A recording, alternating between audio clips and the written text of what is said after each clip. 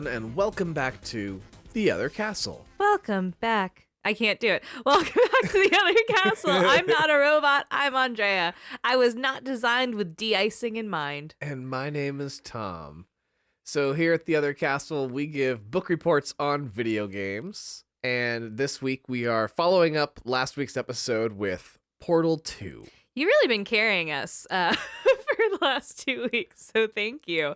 I'm so excited for this one. Well, you've been carrying us the rest of this season so far. You had that humongous task of getting us through The Last of Us 2. I thought you were going to talk about the emotional weight of doing Outlast because I'm still recovering. Can I tell you, with that one, I was in the subreddit for like a couple weeks, maybe even like a couple months, to be honest. It's like I just was like absorbing the content. I got really into it. I got into the lore. I got into the fan art, and I had to unsubscribe because I was like, this is too much. It sounds like a dark place to exist in for a minute. Yeah, it took me to a dark place, man. So I'm excited to get into this dystopian nightmare because it's a complete breath of fresh air from Outlast. Well, it does dip into some darkness, I'm not gonna lie. Yeah, but you know. But it does keep it light. Yeah, there's robots. It's fun. Because this game was praised for its humor as well as its storyline. Oh, absolutely. And it's legendary. Yeah. You know, it did its predecessor justice. So we did do Portal 1 last week. So if you managed to skip that one, there's going to be some content that's referenced in this one. So if it's been a while, if you put your podcast down for a minute, probably suggest just swinging through Portal 1 one more time, right? It's not just a shameless plug to say go back and listen to last week's episode. It felt a little shameless, but that's okay. But also, what are you doing? You're hanging out with us. So Portal 2, what's the gap between the release of Portal 1 versus Portal 2?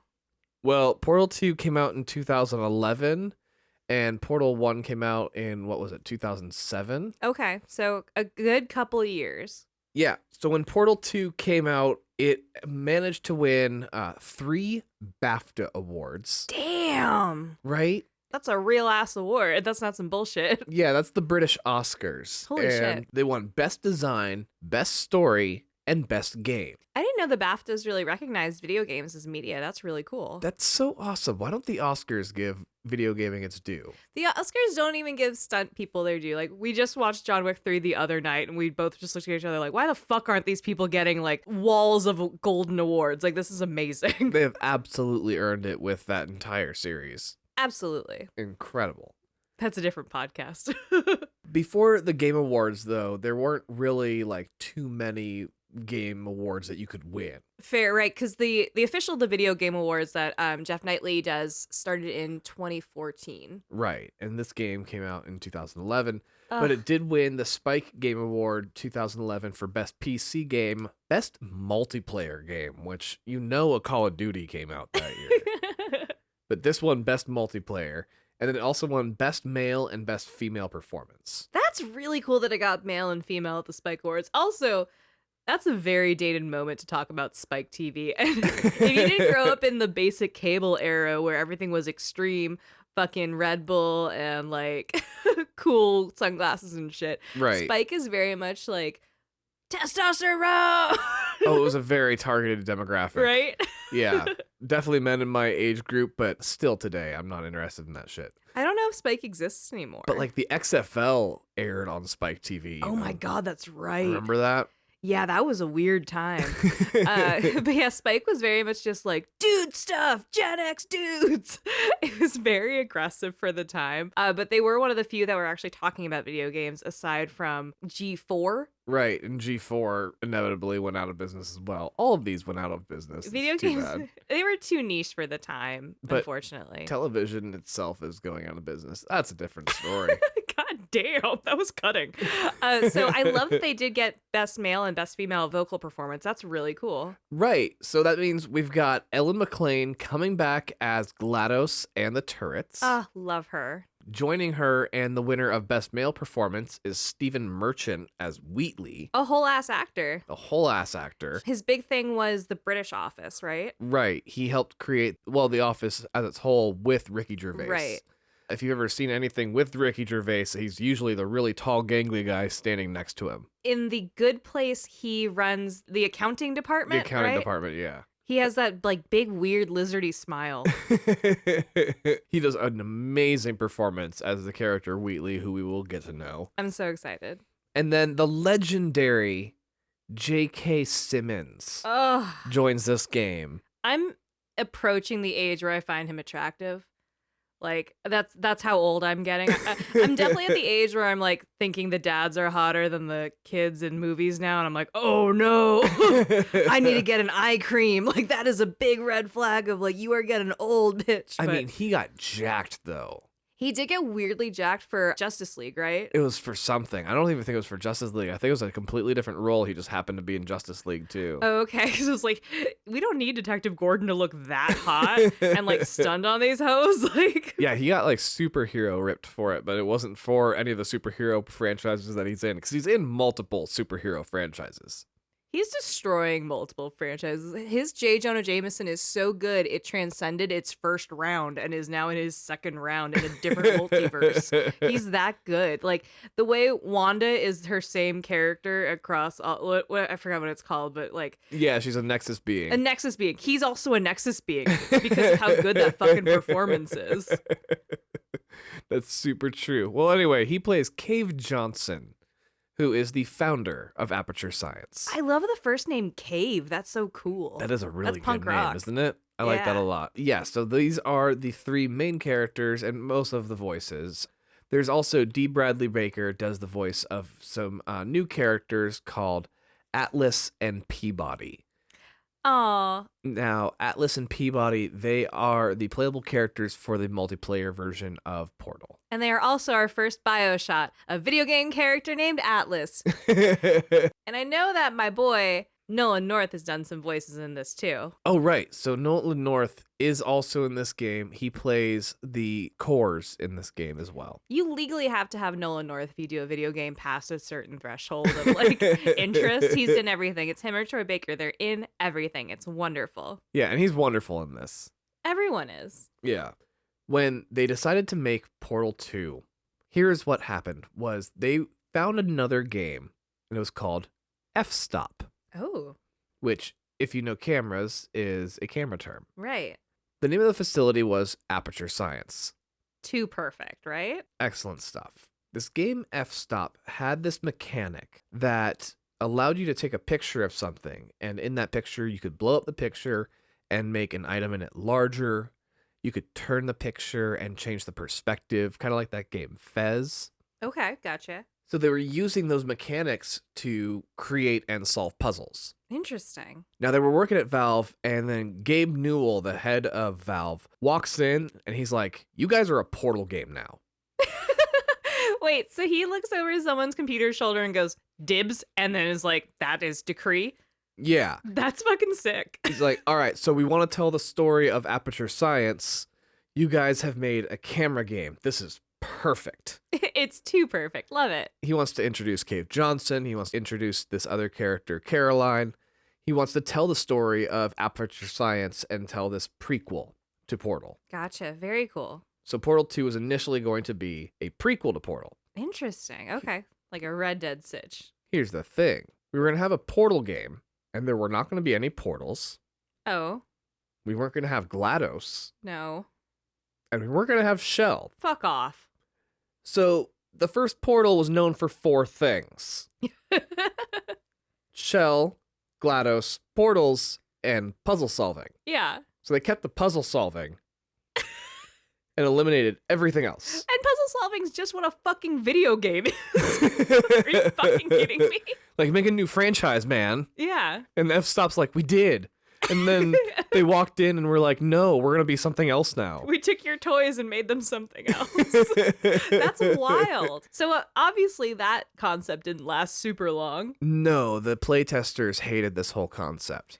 Give love to playtesters. God bless them for having the balls to be an employee of Valve and say, Valve, you're fucking up. You know, playtesting is like just a thankless job, I will say. Like, I've known people that have done playtesting. Oh, that's cool. They'll tell you it's not.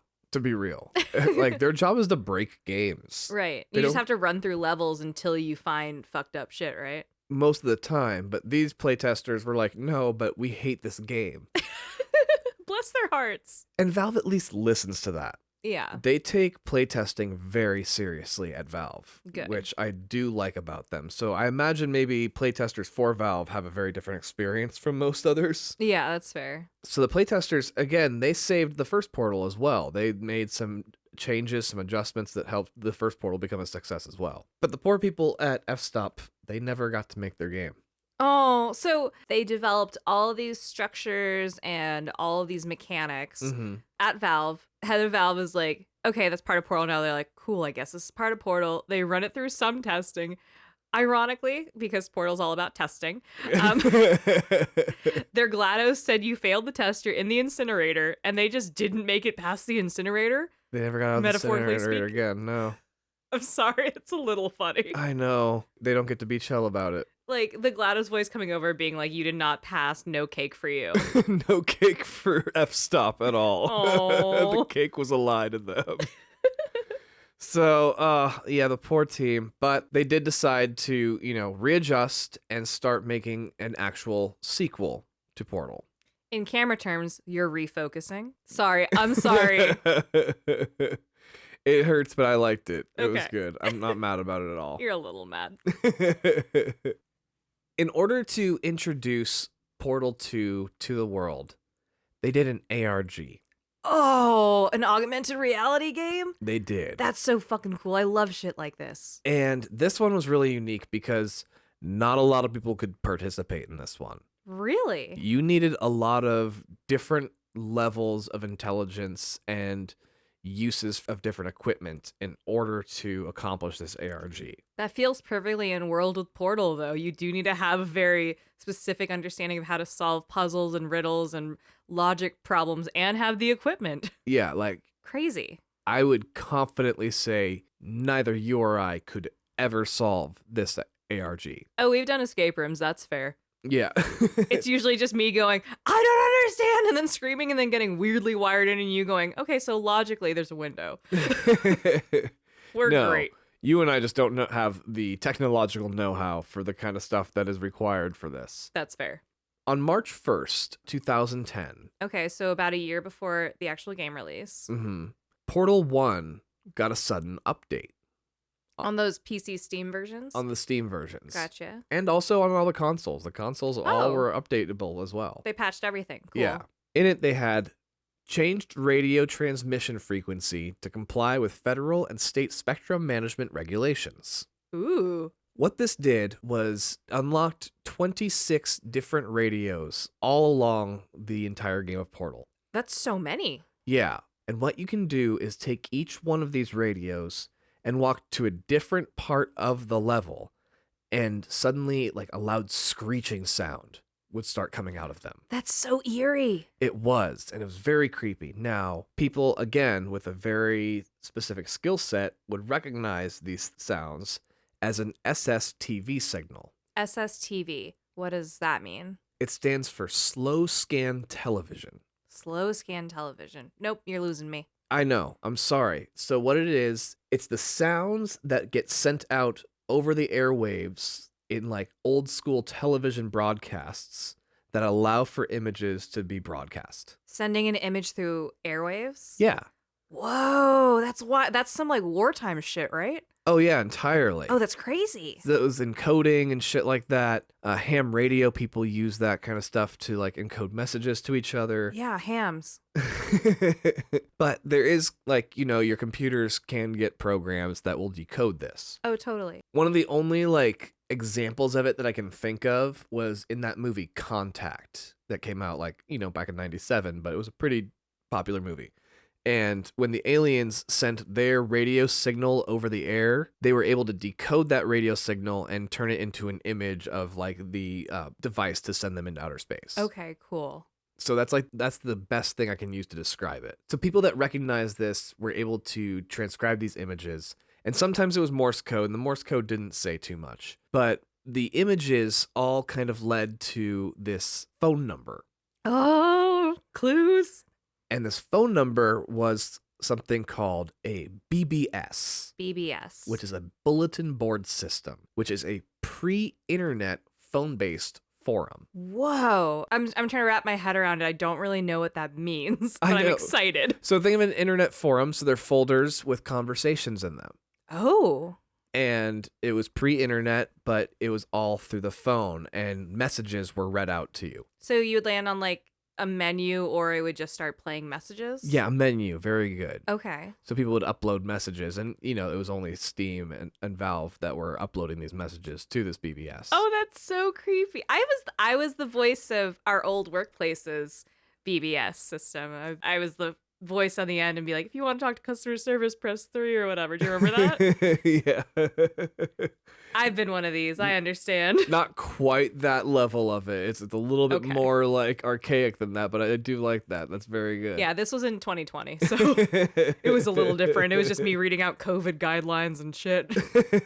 But I got you. She's got a voice for radio and a face to match. So they were using this system to announce dates of like special announcements that were coming out. They later used it to announce, when the trailer was going to drop, things like that. That's great. That's so cool. Oh, I love it. And this was 2010, which is still like, that's pretty revolutionary. Like, at the time. Nobody, Still now, like, it would be so cool if that was happening right now. nobody had ever seen anything like this. And there was no marketing team behind this ARG either. No? They set this whole thing up for $100. Shut up. Yeah, it was just That's the programmers. fucking wild. Just the programmers. Oh my God. This team is so fucking scrappy and creative. Holy shit. Oh, they're wild, aren't they? Oh my God. Love these guys. And what's great is that they put out their estimation for how long they thought it would take people to solve this. Mm-hmm. And they put a 7-hour time limit on it. Like, the first 7 people we hours? expect to kind of like figure this out. The internet's like sleuthy. Oh, I bet. They were expecting them to figure it out quick. Especially with such a cult classic like Portal and like Valve, which has such an incredible reputation and like is so highly attention to detail. Oh, yeah. Absolutely. This is incredible. Solved in 7 hours and 15 minutes. Oh my God. Yeah. What the fuck? Yeah, they were right on how long they would take to solve it, too. That's impressive. Really is. All around. Yeah. Everyone involved is very impressive. Like the people that did it, the people that solved it. Holy shit. Yeah, really, really good. Because, yeah, when they gave no information about what they had done, just that they had done something to the radios. That's so fucking cool. So 2 days later, on March 3rd, 2010, there was another update. Oh. And it said, added valuable asset retrieval. Valuable asset retrieval. Okay. We're on the hunt. So last week, we ended the episode with Chell getting dragged back into the Aperture Science facility. Yeah, the party bot was coming to grab her. Right. Yeah. That was not the original ending. Really? It was not. That's On canonical ending though, right? It is, as of March 3rd, Oh my God. 2010. They added that sequence in preparation for Portal 2. That's so cool. So before that happened, what was the ending? It just faded to white more than anything. Okay. Yeah. It was just you did the puzzles, thumbs up. Yep, you're done. Oh shit. So now we get the ending of her being outside, looking around at kind of the empty lot of Aperture, presumably, and then getting dragged back in. And getting dragged back in. Oh my God. So that was all part of the ARG experience. So with that, would you have to play through the whole thing and get to the end and then you unlock that cutscene at the very end?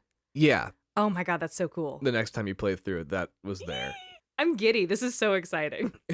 This game's been out for a decade and I'm like, oh my God, this is so cool. I had never heard about that until like I was researching this. This was so fascinating. I followed the entire story of Portal 2 coming out. Yeah, you played Half-Life when it came out in the 90s. Like you've been a part of Valve's ecosystem since they started. Yeah, no, I played Portal at least on the orange box. So there's a second ARG as well. Oh my God. And they called it Potato Fool's Day. Potato Fool's Day. I get the joke. If you haven't played Portal 2, you'll get the joke in a little bit. Yeah. And they did this on that BBS server. And there were 13 Portal references spread out throughout a group of Steam games dubbed the Potato Sack. I don't know what games these were in the Potato Sack or anything like that. But once you found all of these references, you would actually unlock a whole bunch of images and teasers for Portal 2. Very cool. Yeah, it was really neat. And then, Valve, you get all your little avatars and all that shit to go with it. Cute, yeah. So they were really aggressive with this game, with their advertising. And then finally, the trailer dropped. People went ape shit for it. Love it. And just went super excited for it because, it was just an experience on the orange box. And now we are finally getting a full sequel. Right. And like that orange box was like kind of an extended demo, like we talked about. It just takes a couple hours to knock through. You ran through it in a couple hours. Oh, yeah. But this is like, no, you're getting a fucking game now. Let's go. Yeah. And again, you heard about the voice talent they were putting behind it. And it was just like, oh my God, they took this seriously. And it's so funny because you're like, yeah, they're going hard on the marketing with no marketing team and just like weird secrets. Like, this is so cool. You're right. And like ARGs, I've worked on some ARGs in a past life when I was a much cooler person in my career.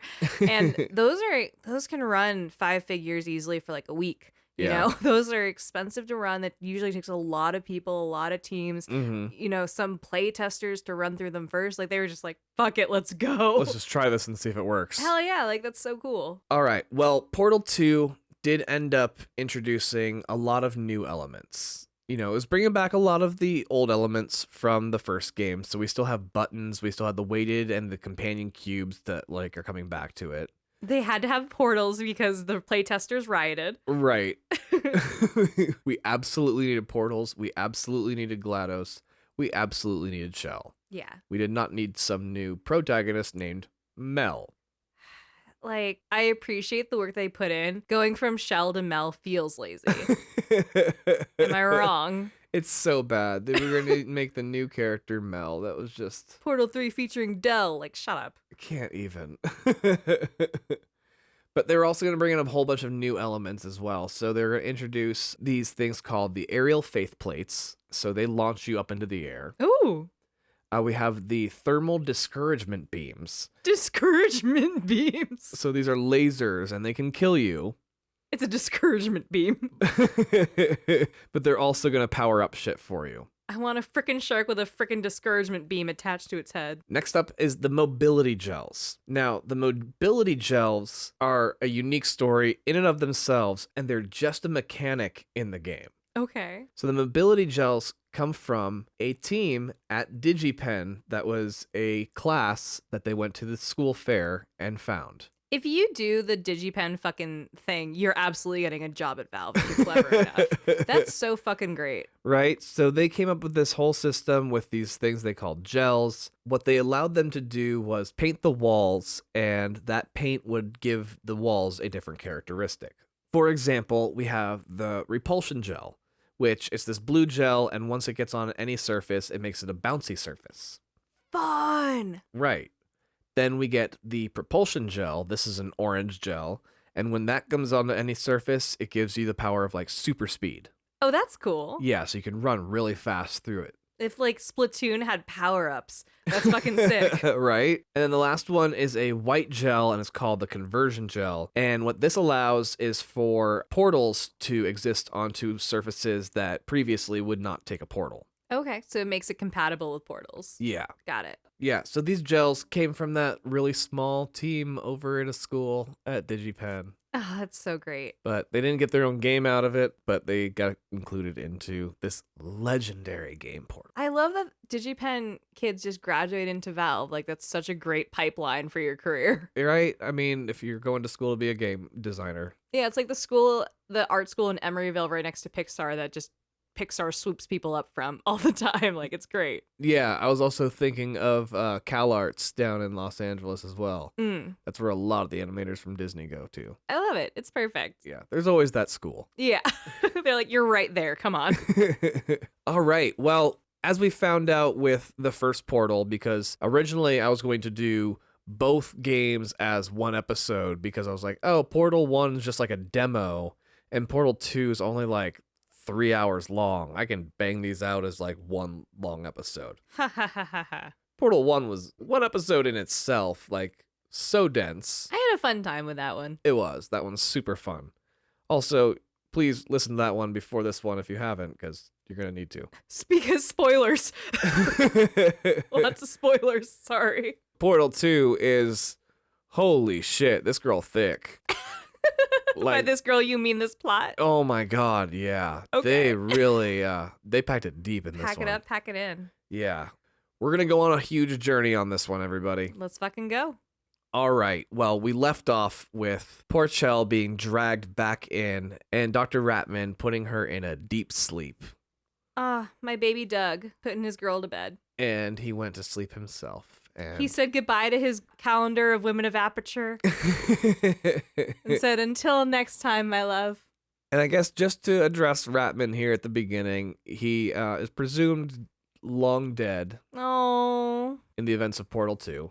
okay. We do still see some of his layers. It is believed he did come out of the sleep eventually. It's possible that he came out of the sleep right around the time that Chell does, but we're not sure. Okay, so that's very ambiguous. It's very ambiguous. There's some voices at one point. We're not sure who it is. People have speculated that it's Ratman. Okay. I'd like to speculate that he and Gordon went to college together and did dueling internships and ended up at different things. I really love my boyfriend, Dr. Gordon Freeman. I'm okay with his From halfway. headcanon. I mean, Black Mason, Aperture exists and they're rival companies, they're going at it. We've got these two brilliant scientists. They were at their job fair in college and they bumped into each other and turned in the opposite directions and ended up at the opposite of jobs. Entirely. Yeah, love it. Yeah, but that's just me. I'm good with that. Okay. Well, this is chapter 1 and it's called The Courtesy Call. And we are 50 days after she is put asleep. 50 days? 50 days. Okay. After Chell was put to sleep. So Ratman's definitely alive at this portion, whether he be asleep or awake. Yeah, he would be in his own little cryo chamber. He's not in one of the long-term cryo chambers. He is in kind of it still ends up being long-term, I think, though. Yeah, but it's not necessarily built for one the way Shell's in one that is built for like long-term sleep, right? Yeah, to me it seems like one can freeze you in time and one can keep you alive. Okay. Very different things. Yeah, totally. You're going to age in one. Right. Shell's in one that where you don't age though, right? Right. Chell is in one that you don't age in. Gotcha. Chell is awakened at 50 days by an unidentified announcer. Yeah, it's just called the announcer. And he says that in compliance with state and federal regulations, Chell is instructed to perform a mandatory physical and mental wellness exercise, which is used to teach the player the standard controls. Okay, so you get woken up for a tutorial. Yeah, basically. Great. It tells you to push a button to jump, push a button to crouch, run over here, look at this painting, run over here, do nothing. That doesn't really help your mental state, but I appreciate the pageantry. Yeah, it's funny though, because it says to talk, press the button, and you jump. Wait, that's pretty funny. The snark in this series is so good. It's really, really good. Half-Life has a couple moments, but it's just not as funny as this series is. No, and few games are like at that perfect level of humor as the Portal series is. Right. And so you eventually do get back to bed though. Okay. Next up, everything is going wrong. Oh no. And you don't find out in the game, but it is canonically about 50,000 years later. Oh my god. Yeah. Things are going very, very wrong. Yeah. The announcer voice is saying it has been 9 days. Oh my god. Yeah. Which sounds like it just maxed out. Like the way you can only get a certain number of coins in Mario. Like it just doesn't go past a certain counter. Yeah, that's the problem. Oh shit. So something had gone wrong at some point after that 50 days mark. Right. And Chell has been asleep for a very, very long time. Yeah, Ratman's definitely dead. Yeah, so we're not sure really what happened to Ratman, but he's probably dead. You're absolutely right. R.I.P. the rat. Damn. I know. Poor guy. I love him. But yeah, so we're never really made clear in the game, but the producers have come out and said that, it's about 50,000 years later. Holy shit. Chell hears a banging on her bedroom door because it is like just basically a bedroom. And actually that painting that you'd seen in the bedroom in the 50 days, yeah, it was a day scene and now it's a night scene. Oh, that's creepy. I love that. Super creepy. No explanation about this either. Yeah. I'm wondering if like the experiment had worked they would try to see if you notice little changes here and there in the bedroom every time you get woken up for these. Yeah, every interval they'd be like, oh, we moved the plant over here. Yeah, they're all about the science, you know? Can I tell you, just to divert for a second? Yeah. I used to do online therapy, like on Zoom calls with my therapist, and he would move his plant every week. So sometimes there was a plant on both sides of him. Sometimes there was one plant. Sometimes there was no plant. So by session like 3 or 4, I was like, hey, are you trying to trick us? And he was like, what the fuck are you talking about? And I was like, man, you had a plant there. You had a plant there. He goes, no, I rotate them for sunlight. And I was like, okay, you know I'm in here for obsessive compulsive disorder, right? Like you're prescribing me medication because I have been medically diagnosed with obsessive compulsive disorder. Right. And he was like, I'm so sorry. I did not think about that. I genuinely just rotate them out every like 3 days. So it's on a weird cycle. So even if you're here every Tuesday, they're in different positions. I was like, no, I'm just checking to see if you're testing me. And he was like, let's talk about that. That's perfect. But I feel you. I get it. Yeah. So... Also, there's a great tidbit about my mental state. Go on. I'm curious if that's what they were doing with Shell, but it's neither here nor there because we are now 50,000 years in the future. Because everyone involved in this is dead now. Super crazy dead. Super dead. Because honestly, how do you have stakes when everybody's gone? Like, what's left? What are we doing here? We're about to find out. Oh, yeah, let's get into it. Chell hears this banging on the door, and it is the award-winning Stephen Merchant as Wheatley. Yay! Now, Wheatley is one of those cores that we saw at the end of the first Portal game. Oh, so like one of those round morality core ball things. Right, it's one of the morality core balls. You have to kill all of GLaDOS's cores as they slowly come out of her at the very last boss battle. You find out that the only reason she wasn't trying to kill everyone was because they put a morality core in her after she released the neurotoxins. Right. Wheatley tells you that the reactor core of the entire facility is about to go down. And he found you as, like, the only living being still, like, going. So he confirms everyone's fucking dead. Yeah, he confirms everybody's dead, and he's there to help get you out of there. Oh, wow. So he smashes through a chamber wall and tells Chell to look for a gun that makes holes. When this happens, you get an automatic achievement called Wake Up Call. Oh, that's good. It's cute. Yeah, they've really cleverly named achievements in this one. I like this one. Yeah. The Aperture Science Facility is, like, completely overgrown and very badly damaged. Wow. Yeah, this is not like what you saw before. This is not like white walls. This is gray, musty, dirty walls. Oh, that's great. With like vines and shit? Yeah, it's all overgrown. It's great. He points you in the direction of one of those like poles that we saw in the first game that had the original portal gun on it. Okay. But the gun is missing. Ah, damn it. And when you get out to the pole, it like crashes through the floor and you're in the sewers below it and you finally do find the gun. Okay. This one is the one that just shoots the blue. Oh. Okay, so it is like the first game where you are going to learn some of the mechanics early on. You piece by piece end up getting your whole gun together. Yeah. But this is how we know that Ratman definitely woke up after his stasis for at least a little while. Okay. Because we come into this room and it is surrounded by murals that have been drawn by him. And it is the story of the first Portal game. Oh, shit. Like a caveman putting his fucking history on the walls. Yeah. That's wild. And kind of like showcasing Shell as like our final hope still. Oh. I know. He always believed in her. He really did. That's a man. Yeah. And I love him. It's really sweet that he like dedicated this because we know that he went to sleep pretty much right after putting Shell into her like deep sleep. Right. So yeah, this is why I think that he definitely woke up at some point because he put this beautiful mural together. I like that he's also like, here's a recap of what you missed on Portal. Thanks, Ratman. Yeah. Good job, buddy. So Wheatley is like kind of behind the scenes and he's trying to help find a way out. And you have to kind of work your way through with some of the test chambers in order to do so. Do you see him or do you just hear him? You can hear him, and so like every once in a while, what will happen is Wheatley will talk to you, and you'll hear his voice, but then a panel will come like move out of the way, and he will pop up out of it. What do you mean, like a panel pops out? So like a panel. Hey, Johnson here. This is a test chamber. Good enough for science. Not aperture science. I give you panels. The planks of tomorrow. Safe. Panels will assist your test subjects every step of the way. That is not a panel. That's a crusher. We sell them too. Thank you, Cave Johnson. What the fuck? Sorry. Yes, he does that. Okay. So the panels. I have concerns, but go on.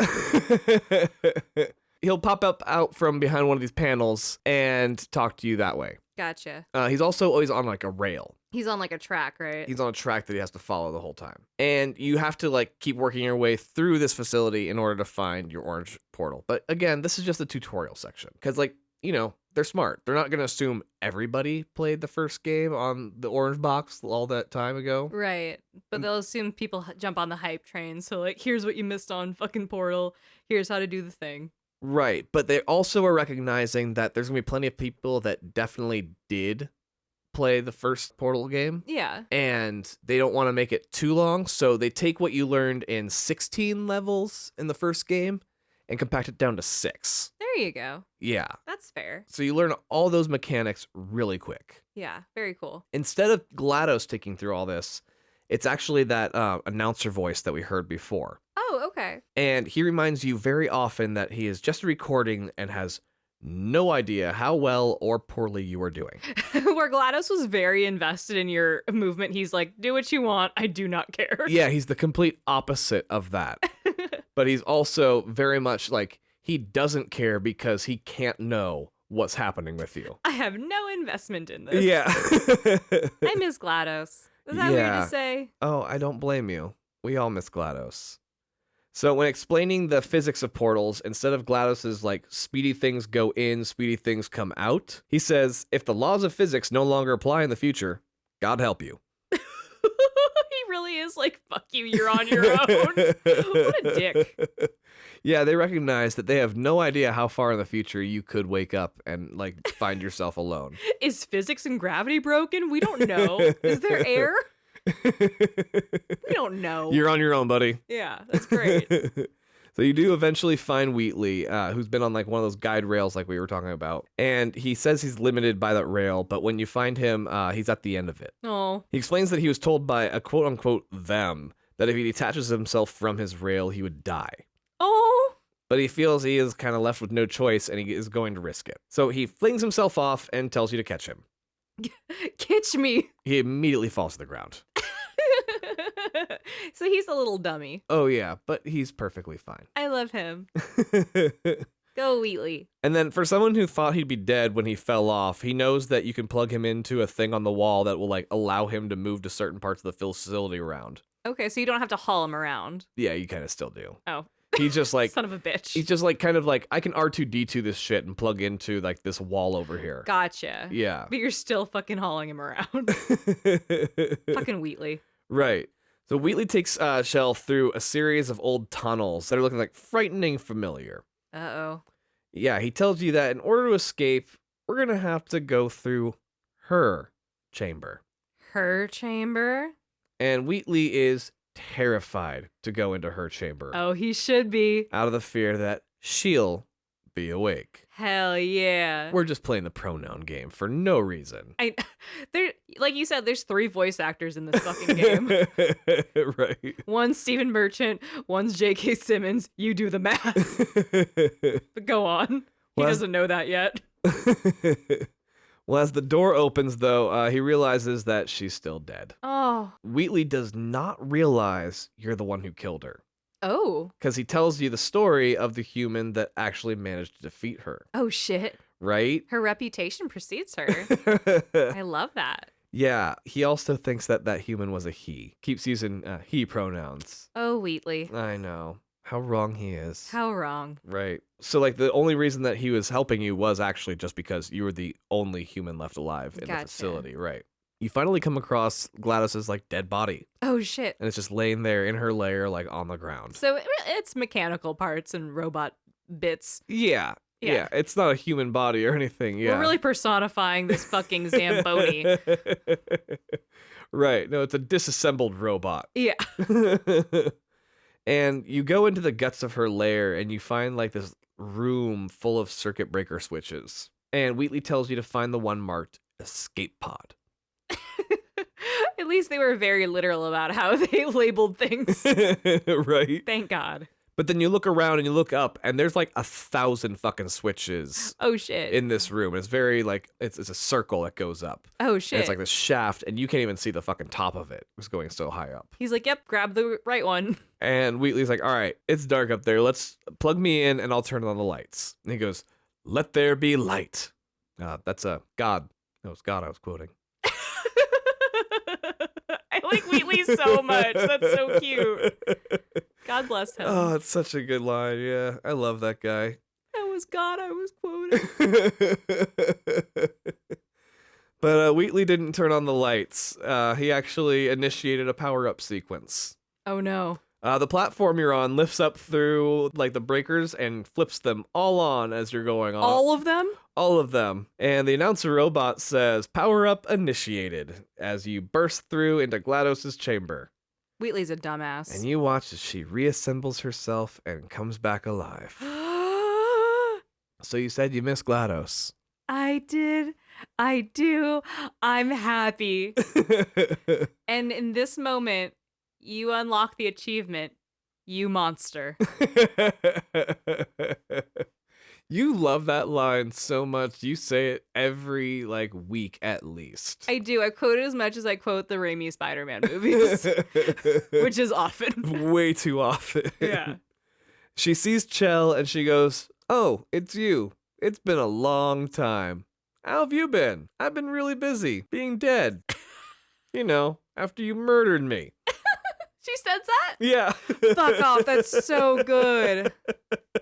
This is when Wheatley realizes, like, oh, you're the fucking one that killed GLaDOS? I had no fucking idea. Wow, all right, that's impressive. Not gonna lie. But then she grabs Wheatley, like, out of the little socket that he was in and crushes him. Oh my God. And just tosses him away. She's a bad bitch. You can't kill her. She is a very bad bitch. She calls you monster. Yay. And says that since you are so eager to wake her up and get back to testing, she's going to oblige you. Oh God, I love her. She's such a perfect fucking villain. Yeah. Oh, I love her so much. She's so happy to see you and just get right back into testing. You know what? You know what makes her so scary? She's fucking unflappable. Right. She's been dead for 50,000 years. She gets up and she's like, let's get back to business, bitch. Oh, that's so fucking cool. You know, that's a really good work ethic right there. She's a robot, man. She is dedicated to the science. She's a machine. Well, what she does is she picks you up and she opens the former incinerator, which it's 50,000 years later. It's not turned on anymore. It's burnt out. But she does drop you down into the incinerator. Aw. And you fall for a very, very, very long time. Oh, shit. And thankfully, you have the long fall boots. Now, the long fall boots... Hello, investors. Cave Johnson here. We have run into a reproducible human error problem. A lot of expensive equipment getting broken. I give you the long fall boot. Think of it as a foot-based suit of armor for the portal device. So anyway, we're between banks right now. Just make those checks out to cash. Cave Johnson, we're done here.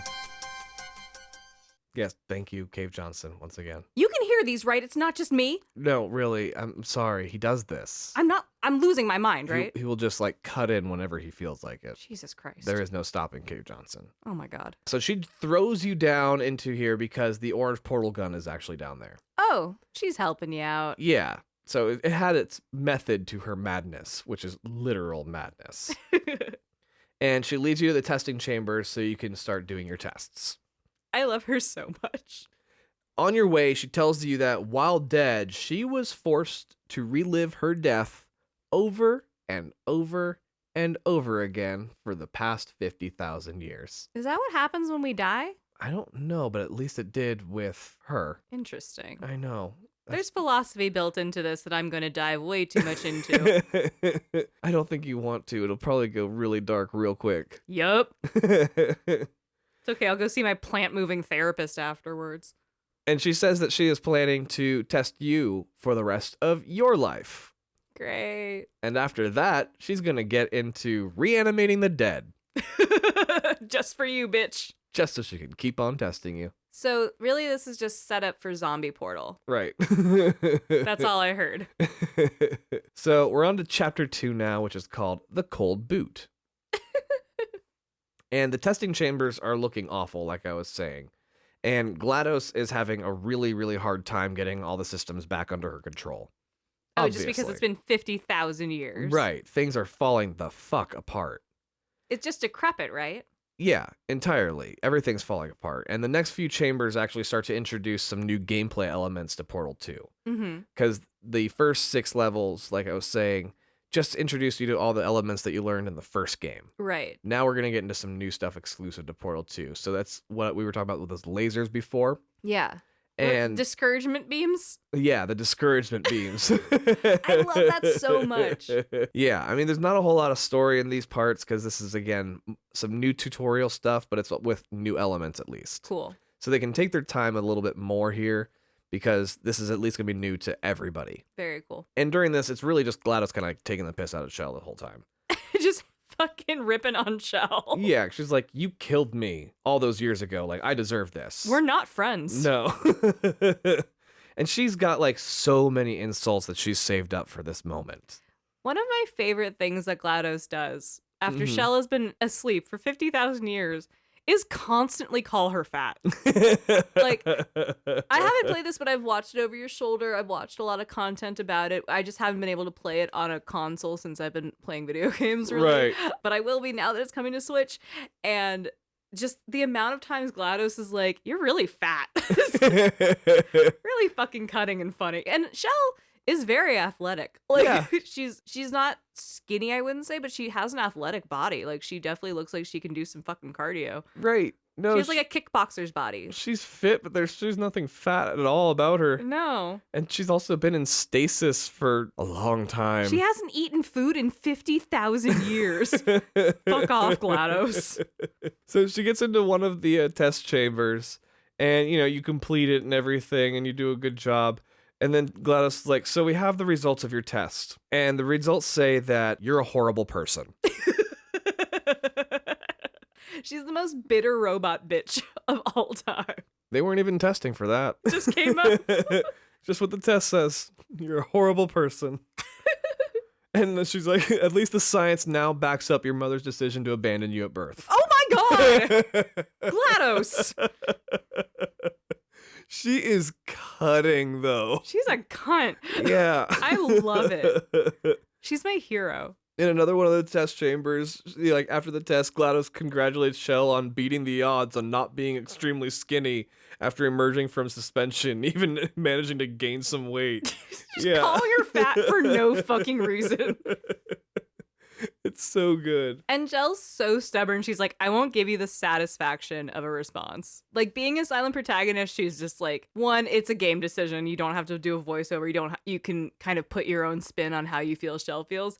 I feel like Shell's like, fuck you. Don't let them see you sweat. Keep your head down, baby girl. We got this. There is a strength to silence in this. Yeah. Absolutely. Yeah. Yeah.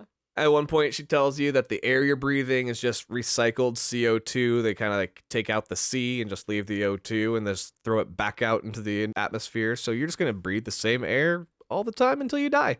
There you go. Just recycled over and over again. Ugh. She is evil in like some of the worst ways. But you love her so goddamn much for it. It's so good. Yeah. In these early test chambers, in test chamber 7, this is actually the only time that we do see the companion cube Oh. from the first game. So they're not all over the place like they were in the first game? No, and it's hardly really like even like made a big deal about in this one, to be real. Mm. But in this one, so remember how we had those particle fields that would destroy anything that you'd pass through it? Right. This one didn't have one. Oh. And if you play it correctly, you can get the companion cube through to the elevator. If you do that, you unlock an achievement called Preservation of Mass. Yes. But GLaDOS doesn't give a shit what you want to do. Why would she? And she remotely detonates the companion cube in your hand. Oh my god, can she do that? She can do that. Does it explode? No, it does the same like phase out that a particle field would do. So it kind of disintegrates? Yeah, it just disintegrates in your hand. Oh shit, wait, that makes me really sad because the companion cube is people. Yeah. Oh. Oh, it's too bad. Oh. Oh, that one hurt. I'm sorry. I didn't think I would react that much. That one, I felt that in my stomach. Yeah. Oh. But as you're going through, every once in a while, you do see Wheatley pop out. Just be like, hey guys. So he's still alive. Okay. Even though GLaDOS crushed the shit out of him. Is he on his rail? He is on a rail now. Okay. Yeah. In one of the chambers, you keep hitting an aerial faith plate, like you keep going like bouncing way up high in the air. Yeah. And at the top of your arc, Wheatley's there. Oh. And he keeps trying to tell you like a whole fucking story in like the quarter of a second that you have while you're up in the air. Wheatley's dumb. In the meantime, while you're down at the bottom of your arc, fucking GLaDOS is sitting there making fun of you for being so fat that you can't reach the top of the arc that you're supposed to on the aerial faith plate. It's like Shell's babysitting two assholes. Like one's just a hyperactive kid being like, hey, let me tell you about this. Let me tell you about this. The other one's like, you're fat and I hate you. This is great. And so she's like, all right, I'm going to add like a couple extra zeros to the weight limit on this thing. Couple extra zeros. What a bitch. Zeros, right? Shell weighs 115 tops and it's lean muscle. You get to, like launch up, still not high enough, and like, you know, because you're so fucking fat, it's still not working. So she lowers the ceiling instead, but that cuts you off from Wheatley, and so you can't talk to him anymore. But one time, while you're like finally flying through the air like you're supposed to be, she says that you are majestic as you fly through the air, like an eagle piloting a blimp.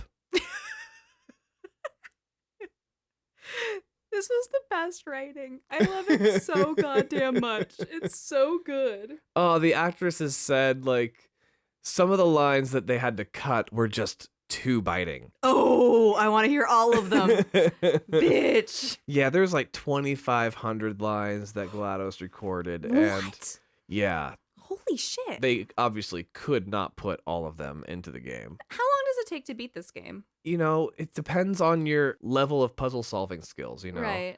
I think 5 hours should be your average person. Okay, so you can't fit that many lines in a 5-hour game. That's insane. No. Like, they knew they were going to cut a whole bunch of shit. That's incredible, though. Holy shit. Yeah. No, that's Good pretty for them. wild. So now we're on to Chapter 3, The Return. Ooh. Chell gets put through some more tests, and now we are introducing some light bridges. Actually, this is a new element to the game as well. And the turrets are introduced. Dave Johnson here, introducing the consumer version of our most popular military-grade product. They come in hundreds of designer colors, including forest, desert, table, evening at the Improv. What idiot picked it so you can protect the things that matter most? Good night. Just try and get close to that baby. Your funeral. You good? Is he in the room?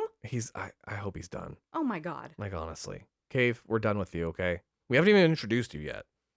I don't know where he is, but I can hear him. As you approach one of the doors, it's malfunctioning and won't open. And GLaDOS says she's going to be right back as she goes fix the door. And Wheatley appears. And he's inside one of those windows that we talked about in the first game that is overlooking the test chambers. Oh, yeah, the observation area. Yeah, the little observation windows. So you can, like, just see that he's back there, but you can't see him, like, really clearly. Yeah. And he says that he took a bunch of bird eggs and jammed them into the door to break them. Wheatley logic is amazing. I found a bunch of eggs and I stuck them in shit. I got this. Well, Mama Bird was not happy about it, and the crow starts attacking Wheatley. Oh no! But he lets you know, he's like, all right, listen, I've got a plan. Just, you gotta keep hanging in there. We gotta wait a couple more chambers. I feel like Wheatley is such a breath of fresh air because like GLaDOS is very dark and dry, and Wheatley's like, I'm being attacked by a bird. He's very goofy, right? Yeah. It's a very good contrast, and you need those comparisons. Totally. Yeah. So you continue testing, and GLaDOS just keeps ripping on you. You know, she tells you that like the orange jumpsuit you're wearing looks stupid. On the other test subjects, it looks great. But on Shell, it just looks stupid. Avi. It's even written in her file, like, makes jumpsuit look stupid. It's in her file. Oh my god. Right? Somebody took the time to write this down about you. I love it. And I don't have thumbs, so you know it wasn't me. So GLaDOS starts to just like say even meaner things, as she does. Right. And starts to mention finding 2 people with Chell's last name in cryosleep. Oh. Coincidentally, it's a man and a woman. And she tells you that she has a surprise for you. Oh my God. She says that yesterday was your birthday. Oh. And you didn't notice because she likes to mix adrenaline into the air so that the passage of time goes unnoticed. Oof. No, that's some dark shit, right? One of the chambers that you're going into next was designed by one of Aperture Science's Nobel Prize winners. Now, it doesn't say which Nobel Prize they won, but it was definitely not for being immune to neurotoxin. Oh my God. So GLaDOS is like, I killed probably your mom or dad. Happy birthday, bitch. Yeah. She didn't kill her parents, that she's saying. She's saying she killed the designer of the next chamber. Oh, I'm sorry. But yeah, so she killed a Nobel Prize winner. Just for funsies. Just for funsies. Oh, GLaDOS is the best. That's fucking wild. Well, remember, she killed a whole bunch of people one day. And then they installed a morality core. Right. Jesus. That takes us on to Chapter 4, The Surprise. The surprise? This is where Chell is given her surprise. Is it cake? No, It's never cake. it's nothing. Oh. There's a little puff of confetti that comes falling down from a tube. That's pretty great, though. That's it. GLaDOS does say she's going to call Chell's parents. Oh? Yeah, and then there's like this little voice recording that says, "We don't love our daughter. Goodbye." Oh my God! Wait, does it sound like GLaDOS or does it sound like a people voice? It sounds like a robot. Okay. Yeah, I mean, it doesn't sound like GLaDOS necessarily, but yeah. It'd be great if she was like, I'm gonna fucking emulate someone just to like fuck with this girl that I fucking hate. Right. I have a voicemail from your parents. We don't love you. Happy birthday, bitch. While you're transitioning between some test chambers, you do see Wheatley, and he tells you that he joined a crew of nanobots, which he's a gigantic fucking core. Right. And he says he joined a team of nanobots. A core is probably what, basketball sized? Yeah, I'd say basketball size is a good Okay. size. Yeah, maybe a little bit bigger. Gotcha. Maybe beach ball to basketball. Yeah, not much bigger than a basketball. Okay. And that they're working to rebuild this facility, and he has figured out now how to escape. Ooh. But you do have to wait like 5 more chambers. Okay. I do like that it's more than just because GLaDOS is making you go through testing that you have to keep going too. Yeah, like you've also got this other weird fucking robot who's kind of on your side. He might be a little afraid of you knowing that you killed GLaDOS, but he's like, he's at least trying. Yeah, exactly. Now, in the first game, we had 19 test chambers. We kept seeing like little boards lighting up telling us how many test chambers we were in. Right. This one is 22 chambers. Okay. And so far, all the chambers have been like falling apart, decrepit, like I said. Yeah. And then we get into chamber number 20, and it is perfect. Oh, like pristine condition? It is crisp, white, clinical, and GLaDOS tells you that everything is back up and running. Oh, shit. And that all of her test chambers are now full and ready to kill you. Full and ready to kill you is great. That should be on a hot sauce. I love it. Yeah, in chamber 21, the lights, though, shut off. Oh. The bridge light that you're on disappears, and GLaDOS has no idea what's happening. Oh, shit. A panel in the wall opens up, and Wheatley appears. Wheatley. He shows you through to a back room, and the two of you begin Chapter 5, The Escape. I love it. They really do lay out these chapters very well. It's very cinematic. Like, This is great. Yeah, no, it's super, because, like, you go into the scene, and, like, the chapter title, like, it just flashes across the scene. And it's just, and then, like, fades out. But it's just so perfectly done. That's satisfying.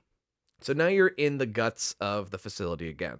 And you run through while Wheatley tells you his plan. And you're going to break all of the turrets and her neurotoxin manufacturing and escape when she thinks she's got you cornered. GLaDOS attempts to lure Chell to her death by, like, leading her into this like super easy test chamber. Okay. Seemingly easy. Yeah. And she's like, hey, just come over here. This was the last test chamber. And if you complete it, I'll let you go. Totally. She's like, look, there's a deer over here.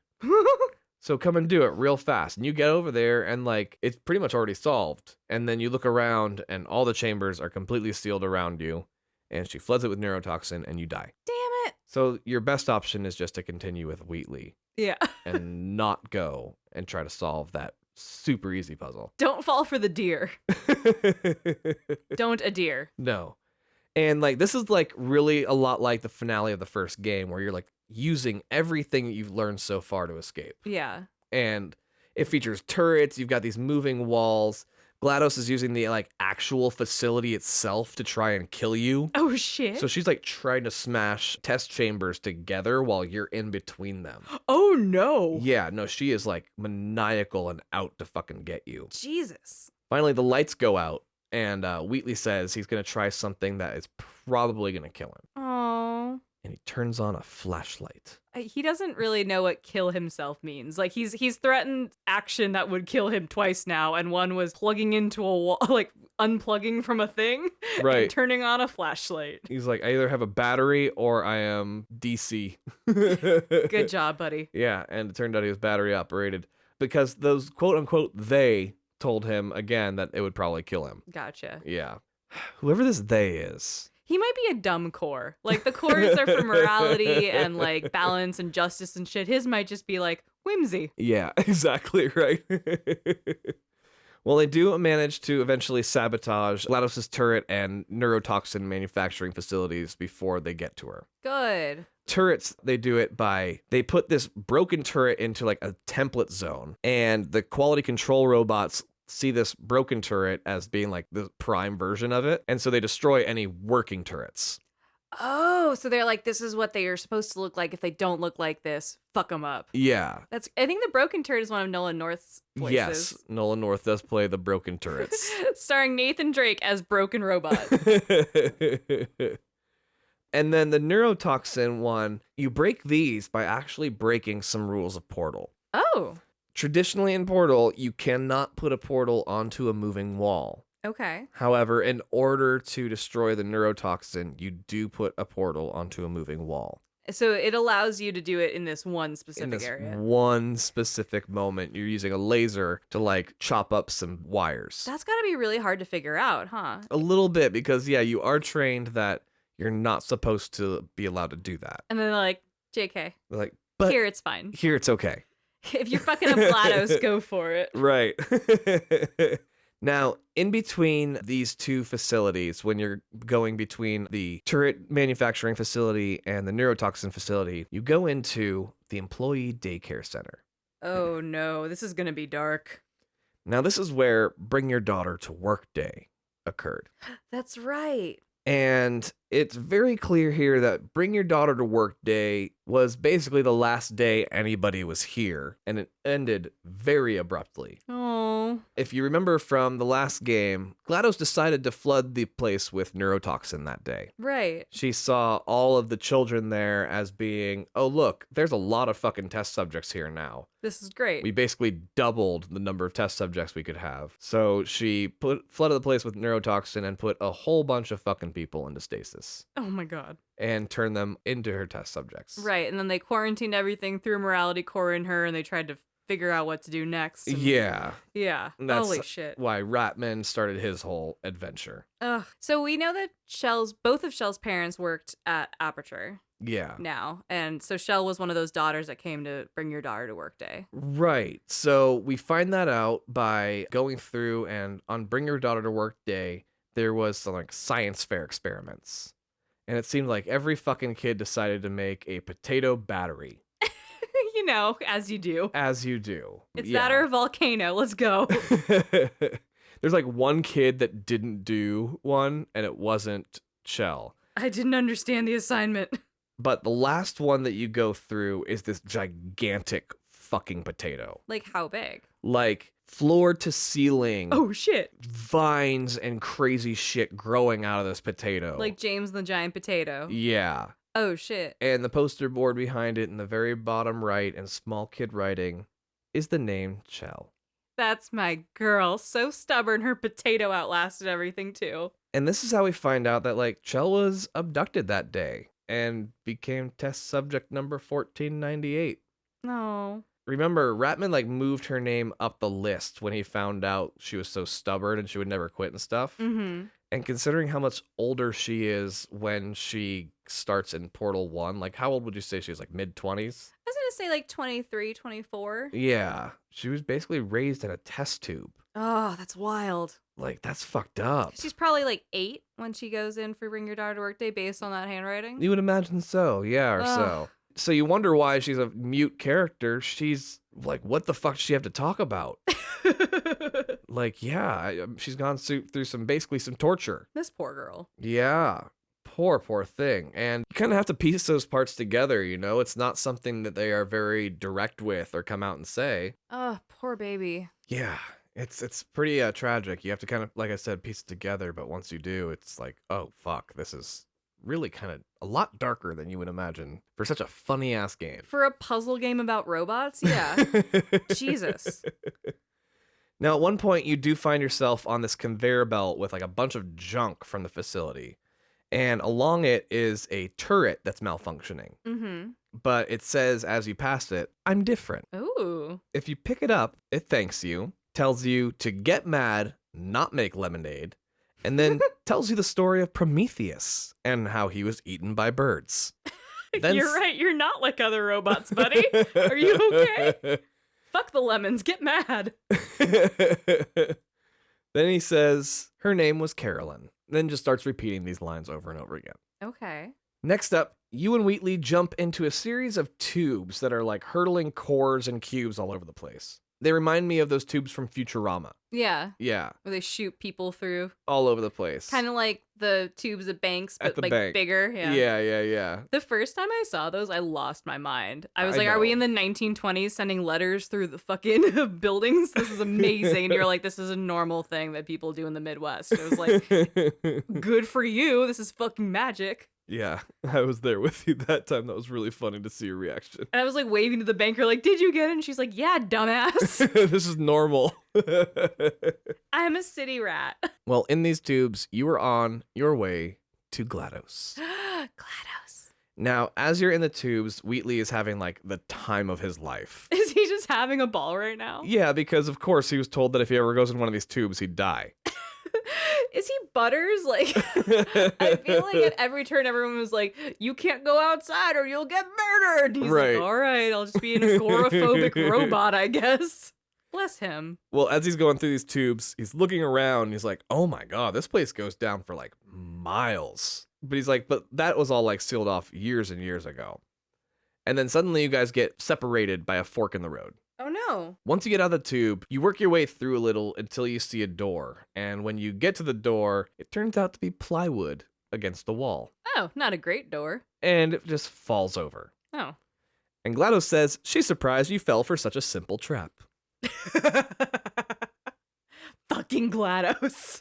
And then she pulls you into a room surrounded in like, she puts you in like a new little glass case of emotion. Oh, shit. And pulls you into a room where you see her and she's like towering over you. Oh, no. And she surrounds you with a bunch of broken turrets Oh, no. that you have now sabotaged. And she's like, well, shit. Clearly you've been busy. Damn it. All right. Well then, let's go with neurotoxin. I'm going to flood the room with neurotoxin. So this big ass tube comes in and like crashes into your glass tube. And Wheatley comes tumbling out of it. There's my boy. Into your tube. The announcer says that a substitute core has been detected and says that it can initiate a core transfer. A core transfer. Wheatley's a core. So is this a transfer of core of Wheatley into GLaDOS? Right. So no, really? Chell and Wheatley decide, all right, well, you know, Wheatley decides, Yeah. I can take over and get rid of GLaDOS. Oh my God. After the announcer says that you can initiate a core transfer, a little like device pops up out of the ground and you slide Wheatley onto it. Oh shit. And he says that he needs verbal confirmation from both cores to do it. And they both have to agree. Okay. but they don't agree. Right, because one is GLaDOS and one is Wheatley. Exactly. Obviously, GLaDOS is like, I veto this shit. Do not put Wheatley inside of me. Right. So there is an override button that a human can push. And, GLaDOS does her best to protect it, but you've got a portal gun. Yeah. So you get there, you push the button, and, they go and they just rip fucking GLaDOS's head off. Shut up. And like, immediately? Oh, yeah. Her fucking scream is actually, horrifying.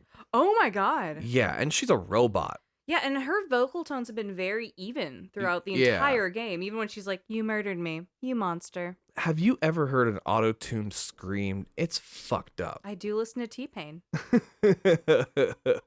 But yeah, here's somebody die in auto-tune. Ugh. It is weird. That's gnarly. And it is it sounded scary for her.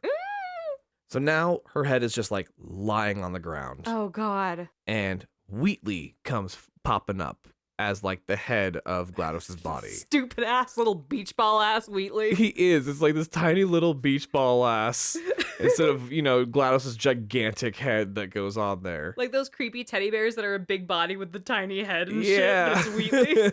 That's exactly what it looks like. That's great. And he does one of those triumphant laughs that turns maniacal. Oh no, he's gonna get drunk off the power. He does. You're on a platform. He's like, all right, I'm gonna lift you up and you can go outside. And as you're going up, he's like, but why?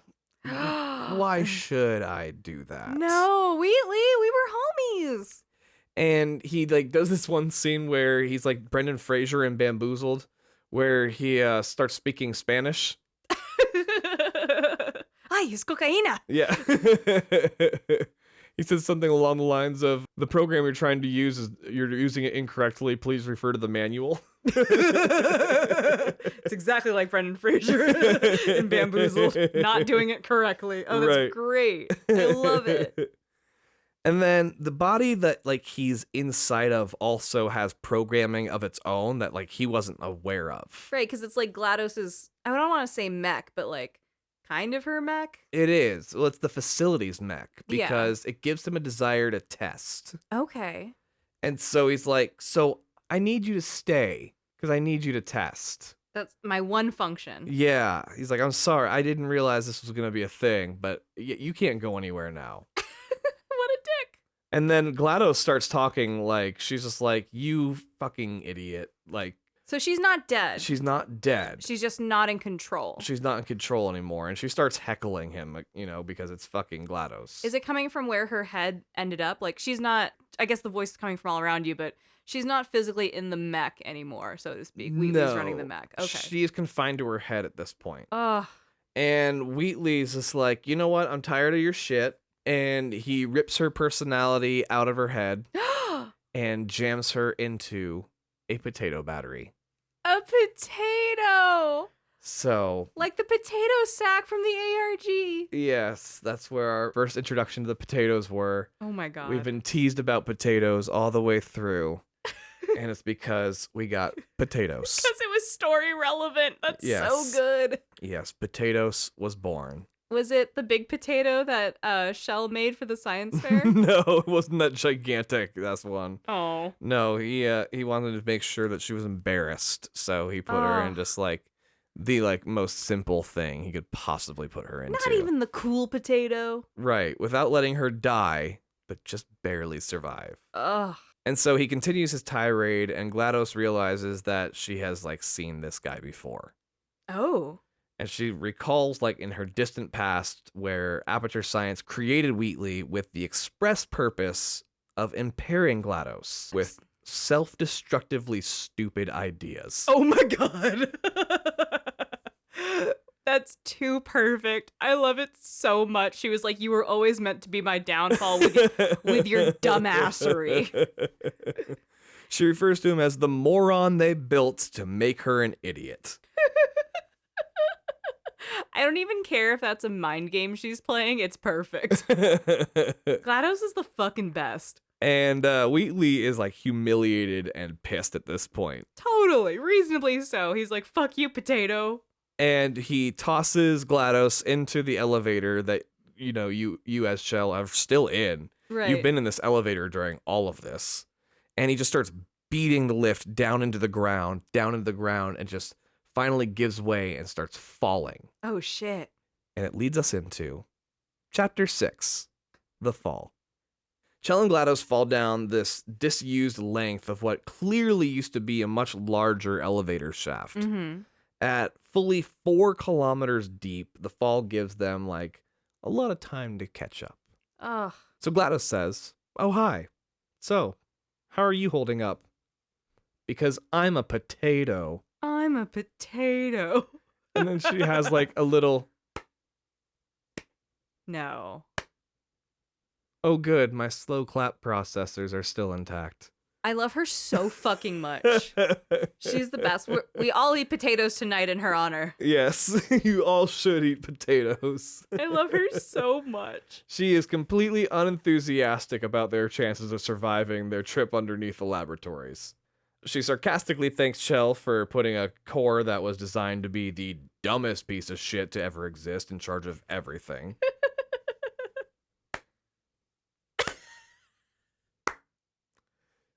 She's fantastic. It's the best villain of all video games. Sorry, Micah. So she herself is unaware of how far down Aperture Science actually goes and has no idea what to expect. Huh. And then finally you crash through, and while your fall is broken by your long boots, it's still such a long fall that you're knocked unconscious. Oh, shit. I mean, 4 kilometers. Yeah, that's huge. Yeah. You're going to live, but it's going to hurt. Yeah. After a short space of time, Shell regains consciousness and is greeted with the sight of GLaDOS being completely, like, picked at by a large crow. Oh, the crow that was attacking Wheatley's attacking GLaDOS now. Yeah.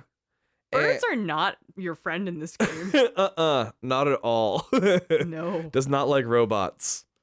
A long splinter of metal from the casing of the elevator is, like, speared GLaDOS onto it, too. Oh, shit. Yeah, so her battery is not even, like, fully intact. Oof.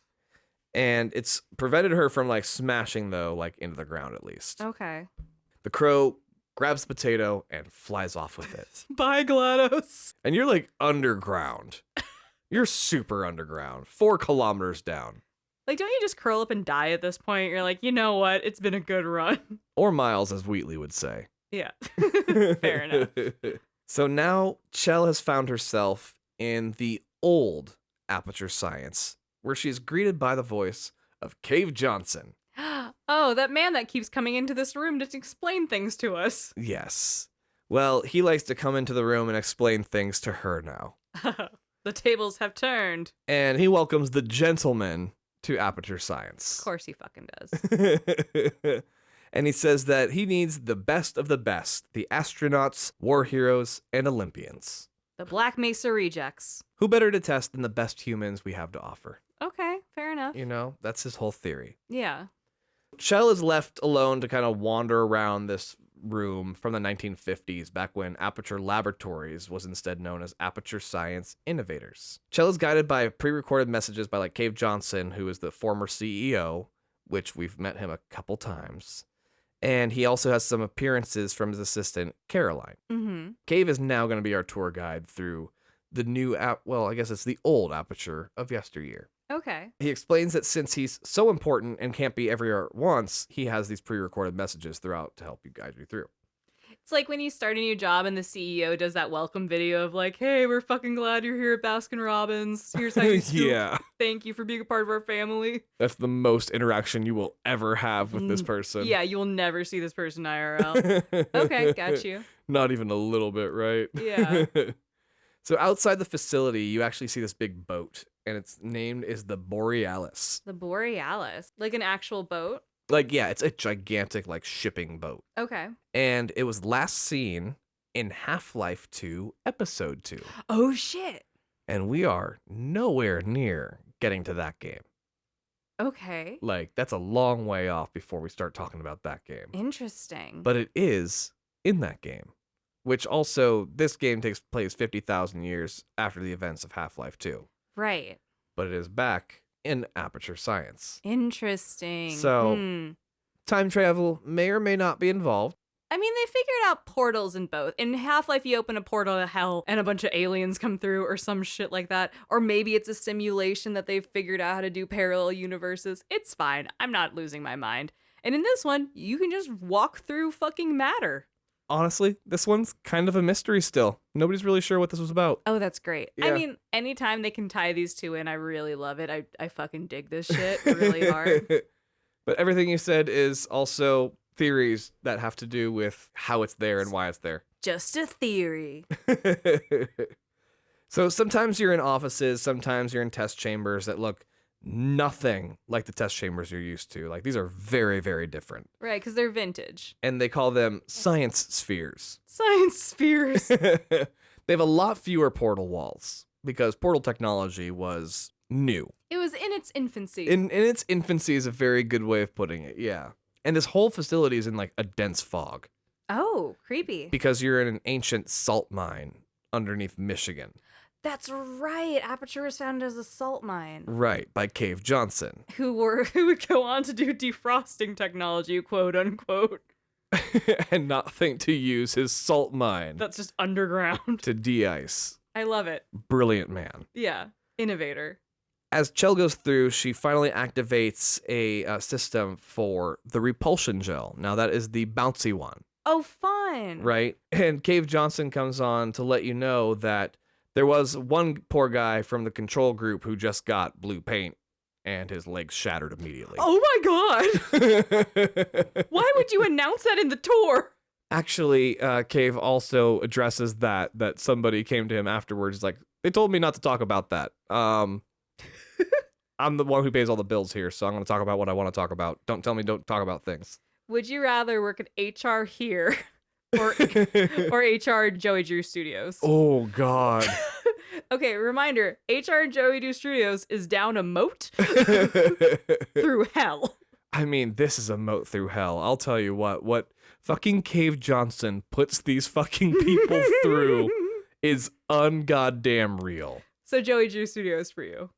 Yeah. HR associate doing payroll and PTO processing. I think it'd be much easier at Joey Drew Studios than at Aperture. Okay, fair enough. Oh, You're dying my at work God. either way. There's one point where Cave Johnson talks about praying mantis armies. What? Yeah, I wasn't going to mention it, but you want to talk about how weird it gets. There's an army of praying mantis, like humanoid praying mantises that people are battling as well. I want a full comic series dedicated to this world. And Cave Johnson training the praying mantises. I need it now. I need it. Give me Valve Plus as a streaming service. Take my money. I will write you a blank check to produce this. Give it to me now. If only, right? Yeah. He warns you that if you get covered in this repulsion gel, well, don't get covered in the repulsion gel. Whatever element is in it, we're not quite sure what it is, but it is a lively one, and it does not like the human skeleton. Oh no. If you master the repulsion gel, you unlock an achievement called Vertically Unchallenged. I like that. Isn't that cute? That's good. Cave also lets you know that in order to keep out all the rats, the science spheres have been made entirely out of asbestos. That's very 50s. You said this is like the 50s, 60s? Yeah, this is the 50s room. This is very 50s. And if you smoke while you're pregnant, it keeps you skinny. Right. And he says that if you have shortness of breath or your heart stops, let somebody know, because that's not the test. That's the asbestos. I love this so much. Give Like- him his own spinoff. This is perfect. Like how they managed to create another character as classic as GLaDOS with a completely different sense of humor. Totally. And we're pretty far in, right? Oh yeah, we're really far in at this point. Yeah, to introduce this character and give him so much life and make it such a breath of fresh air, a breath of asbestos air. It's so good. Recycled asbestos air. Recycled asbestos air, yeah. That's perfect. I love it. So it's funny you were talking about the Borealis and time travel earlier, because in one of the experiments, Cave says that it involves trace amounts of time travel. Trace amounts of time travel? My theory is that it is early portal testing. Okay. Okay. And the reason I think that is because he talks about if you encounter yourself, don't interrupt the handsome bastard. I love Cave so much. Just let him go about his business. Now, what I think they were doing was testing portals, and they were able to see themselves through the portal, you know? Oh, yeah, like if you kind of line up a portal the right way, you can see yourself going in. Yeah, and I think what they were, the reason they calls it trace amounts of time travel is they saw it as like they were time traveling to now. In just a different area. Yeah, they can see Interesting. the same spot from a different perspective. So that was like time traveling to the same time, but that's what they believe the portals were doing. Kind of a parallel hop. Yeah, I mean, I think Cave Johnson later believes that it's actually like multi-dimensional time jumping. Like Totally. portals are complicated, Yeah. and they figured it out. I mean, look what happened when fucking Black Mesa figured it out. They opened a portal to hell. To literal hell. Yeah. They took the tram to hell. Like, honestly, Cave is a lunatic. Yeah. In the best way. In like the best way, because like he just keeps going on like these science rants and how it's unfair for rich people. Avi. Of course, the rich man is always upset about how it affects the rich man. He's aggressively American. And like he just thinks like everybody should like dedicate themselves for the science and for free. Avi. And then like at one point he even like fires a random person that's just like walking by while to he's flex. recording. And they kept it.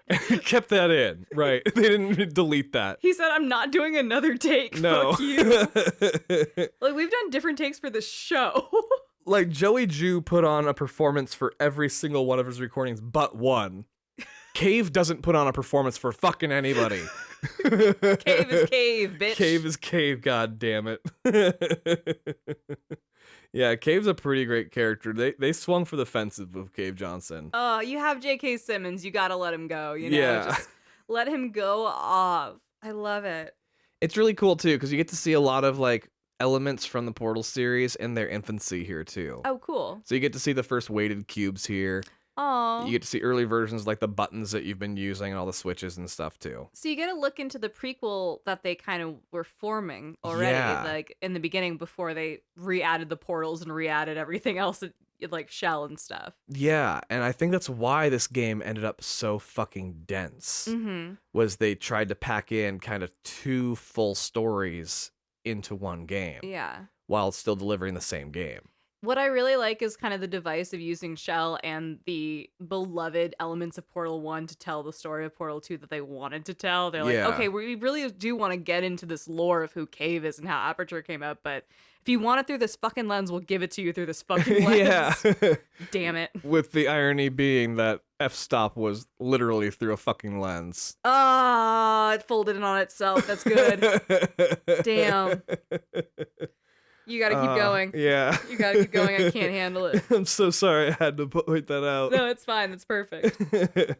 We're English majors, I or we were know. English majors 10 years ago. I'm not in fucking college anymore, but we appreciate weird shit like this. What's fascinating about this is as you ascend through the facility, you're kind of ascending through time as well. You're walking through the timeline and the evolution of Aperture. Of Aperture with Cave Johnson. Yeah, instead of just like updating the facilities he had, he just built new ones on top of the old ones. He bought a salt mine and then just went up from there. Yeah, it started at the bottom too. Started from the Like bottom, a now we're dick. here. Right. So now we're in the 1970s area. Cave Johnson introduces himself once again. Disco Johnson. And this time it's for a new batch of recruits. He pulls a Troy McClure and says, "You may remember us from the 1968 Senate hearings on missing astronauts. Oh no! What the fuck? If you'll recall at the beginning, he was welcoming the astronauts to testing." And then was apologizing for their disappearance. Yeah, he just says that they were a key witness. Yeah, you don't want to be the witness for missing astronauts. No. Oh, that's great. And they also mentions to take a dig at Black Mesa and how they steal product ideas from them. Because this rivalry knows no bounds. Well, now Aperture is no longer testing the best and the brightest. They are testing the poor and the destitute. I mean, as we evolve, we know they end up testing fucking children. Right. So, Yeah, they go with mostly the unhoused, oh, offering a whopping $60 to be test subjects. that was a lot in the 70s, though. I mean, still, only $60. He has a facility kilometers underground. Fair. Like, these guys took an elevator. Like, you thought the tram ride in Black Mesa was long. Yeah. Yeah, the tram ride or the elevator shaft they take to get down here, that had to be significant. Fair enough. Fair enough. That was worth the $60 alone. But he does also like say like, don't touch anything that's not test related. Like, he clearly does not trust any of the people that he is now testing. Reasonable. As you get more manic and powerful, you get more insane about people touching your shit, and you get more like obsessive about things. Yeah. As you start to like make your way into the testing track, though, you do manage to find GLaDOS again. Oh, and shit. she is in a nest being like picked at by the crow still. Still a potato, right? Yeah, but you like when you approach, the crow flies off. When you go up to GLaDOS, and now that you've reunited with her in her potato form, you unlock the achievement Tater Tote. Tater Tote. I love Yeah. that so much. That's a cute one. Because you pick her up and you're gonna like tote her around. Yeah, so you like just kind of jam her onto your portal gun. Oh shit. Yeah, because she's Like a potato. Like, fuck it. Like a charm? Yeah, but she gets like an extra half a volt of energy. Oh. Yeah, 'cause she was getting 1.1 volt of energy before. Now it's 1.6. Okay. Yeah. Get down, she GLaDOS. is powered up. Do you want GLaDOS powered up? No, but No. she's really like, she even says, she's like, I don't even have enough energy to lie to you. You fatty. Right. No, actually, but she does tell you that, remember when Wheatley woke you, it was because the core reactor was melting? Yeah, that didn't stop. And Oh shit. Wheatley doesn't know what he's doing. Obviously. And he's a fucking moron. He's just going to let the entire place explode. So they need to get GLaDOS back into her body so she can stop it and, like, not let the place explode. Yeah. Chell kind of has, like, no other choice and is like, all right, I guess we got to go and, like, let's head out of here because I'm heading out anyway. Yeah. This leads us into Chapter 7, The Reunion. Ooh. And you and GLaDOS, former enemies, are now a team. Oh, she's sitting on the edge of your gun. Yep. And you have to make your way back up to the part of the facility where Wheatley is. You have to go all the way kilometers up. Kilometers back up. And Cave Johnson recordings are continuing to say just condescending things about the test subjects.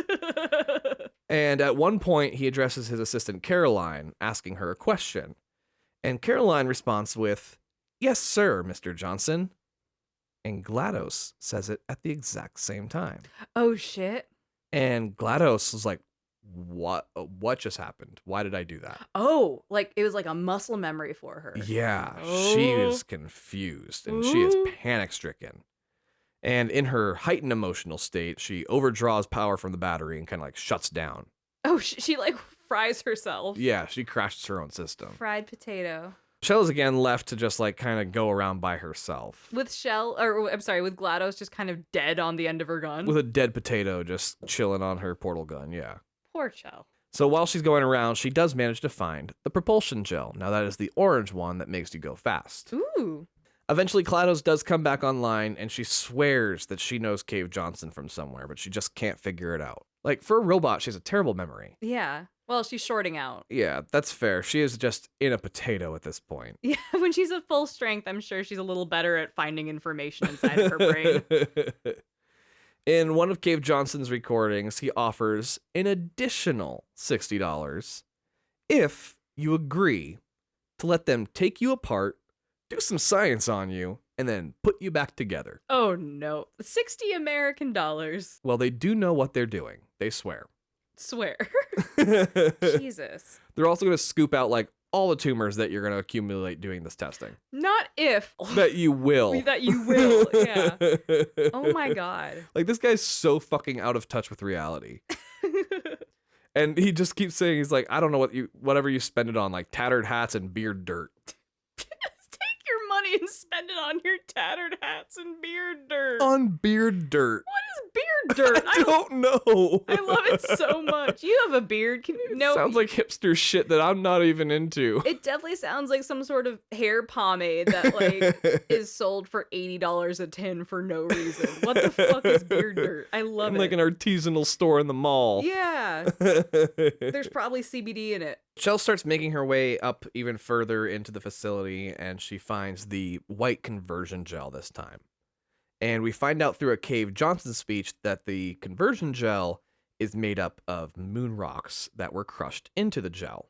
Oh, that's interesting. Yeah, and the gel is what allows portals to appear on walls. So, like, all those white walls that are upstairs Yeah. have been painted with this white gel. That's what makes it compatible with making portals, is the moon shit. Correct. Huh, interesting. So your wedding ring Yes. contains some space shit, right? Well, you said it's a meteor rock.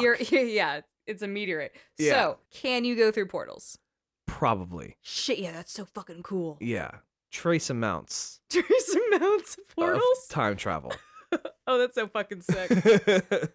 This paint shit is what sent Aperture deep into debt. Oh, totally. I'm sure it's expensive to like harvest the moon. Yeah, so he bought $70 million worth, and his accountants told him he can't afford $7 worth. We're still trying to find those astronauts you lost.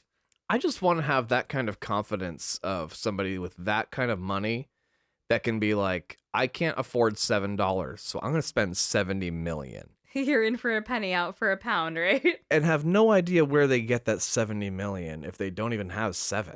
But Business. the mind of rich people is insane.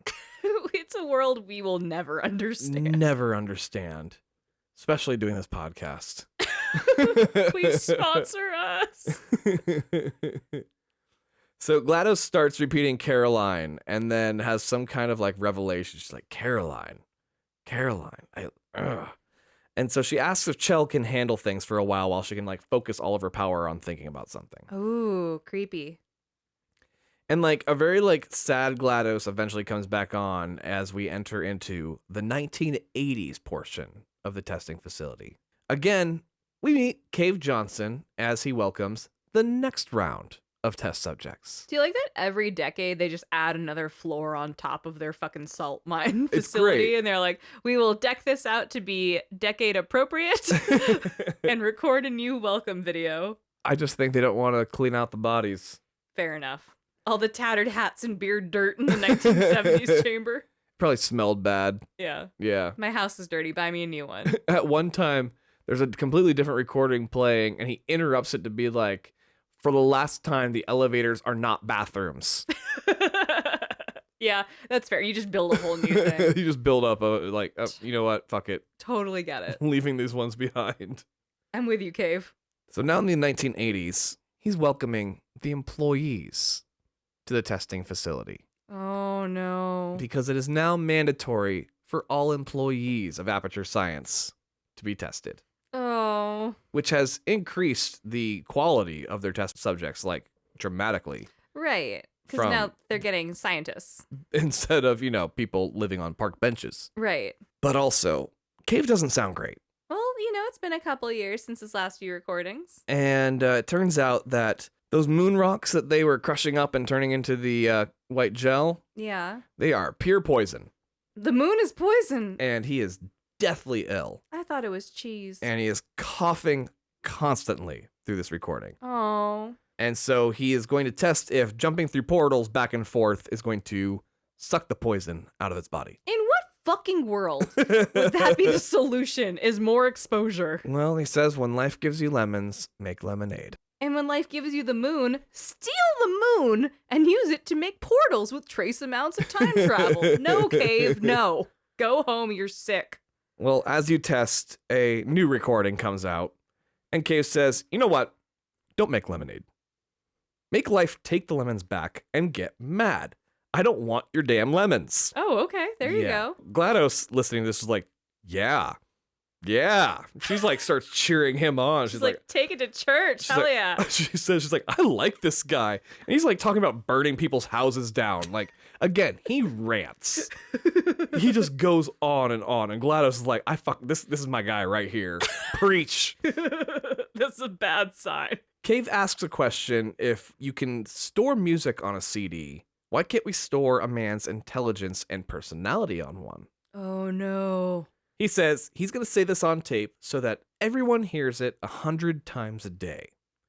If he dies before he can be uploaded into a computer, he wants Caroline to run everything and says that she is to be uploaded into the system instead, whether she wants to or not. Whether she wants to or not. And then Cave Johnson says one last goodbye. Oh. And GLaDOS quietly says goodbye to her former boss. Oh. Chapter 8. Oh my god. The Itch. GLaDOS wants to take charge of her lemons and is determined to make Wheatley put her back into her body.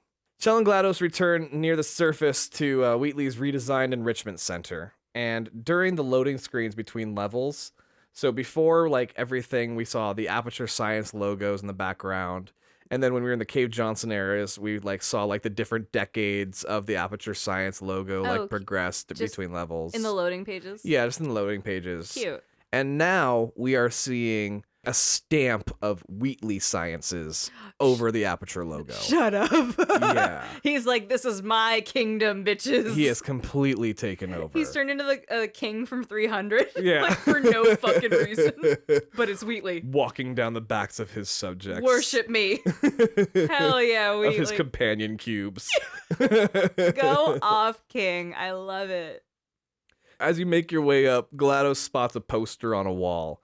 And it says that in the event of rogue AI, cause them to shut down by screaming a paradox. And it says screaming. Scream a paradox. So the paradoxes listed are: this statement is false, new mission, refuse this mission, and does a set of all sets contain itself?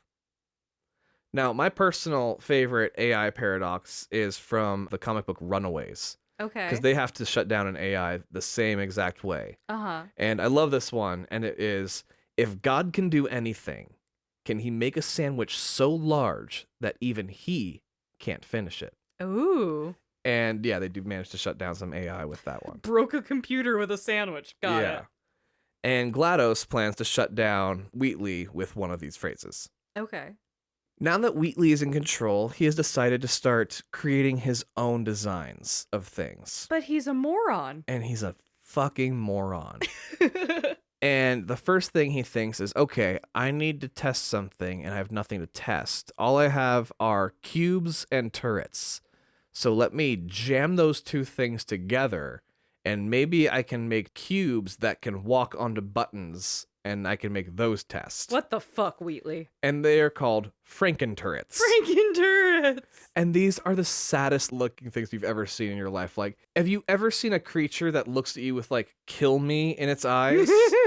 That's what these robots look like all the time. Like, they are an abomination to nature and aren't supposed to be here. It's an abomination to science, though. And they know it. Oh, no. Oh, honey. And Wheatley's like, look what I made. And they're kind of like these little crabs, too, the way they move. It's like as if they're like hermit crabs with like a big shell on the back of it, the way it moves. It's like just so slow and lumbering. And it's so sad. I still really love Wheatley for this. Like, I'm still kind of cheering him. I'm cheering everyone on. I'm not anti anyone. I'm happy for Shell. I'm happy for GLaDOS. Cave's a lunatic and I love him. I love Wheatley for being insane. Like, I don't see a bad guy in this game. Right. I see 4 characters that I actively am cheering on. Well, instead of going unseen like GLaDOS liked to when she was in charge of the facility, Wheatley is projecting himself on these gigantic TVs inside the facilities. Oh, that's great. And like he is so close up that you can't even like get his entirety into it. Like it's just like just the light of his eye is all you can see. And he is just yelling at these fucking cubes to like land on a box, and they're just not listening to him. Because they're fucking turrets. Like, they don't give a shit what you want. And you manage to sneak into like the room that he's in. You put one of the little boxes purposefully onto the button, and Wheatley's like, yes, finally. And then he sees it's you. He's like, no, damn it. Okay. Which makes finally GLaDOS like start to yell out the sentence, this sentence is false. And then like she's like, don't think about it, don't think about it, don't think about it, because if she thinks about it too much, she can shut down too. Right. Because she is also AI. She'll collapse on herself. Yeah. And Wheatley's just so fucking stupid that he goes, true. He's like, yeah, probably. Go on.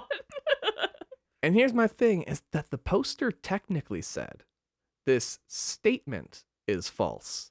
She said this sentence is false. Now, I don't know if they are programmed to shut down with like a specific string of words. Right. Or if it's like the intention. Because to them, it's code. So if she reads that code out loud, it could act as a self-destruct button, right? Yeah. Okay. So GLaDOS could have fucked up. Now, remember, her brain is inside of a potato. Fair. Or, A potato that's also been pecked by crows. Yeah. Or Wheatley's just that fucking stupid. Wheatley's pretty dumb. I think it's Wheatley's that fucking stupid. I love Wheatley. And since none of this works on him, he says he's going to make you guys his test subjects. Oh. Because as we said before, his new body has that like programming that he wasn't expecting, and it's that desire to test, which he calls the itch. So that announcer voice comes back over, and it's reminding us that the nuclear core is melting down, and that is imminent. Instead of fixing the core, Wheatley just keeps turning off the alarm. He's not going to turn the oven off. He's just going to keep turning off the smoke alarm. Got it. I mean, he is going to hit the snooze button until he gets fired. Yeah. Oh, sweet baby Wheatley. And now we go into his first test chamber, and Wheatley is a very bad designer. His first one is literally just a gap that you have to cross, and there's a button over there. And then they put the word test on the wall using like different colored panels.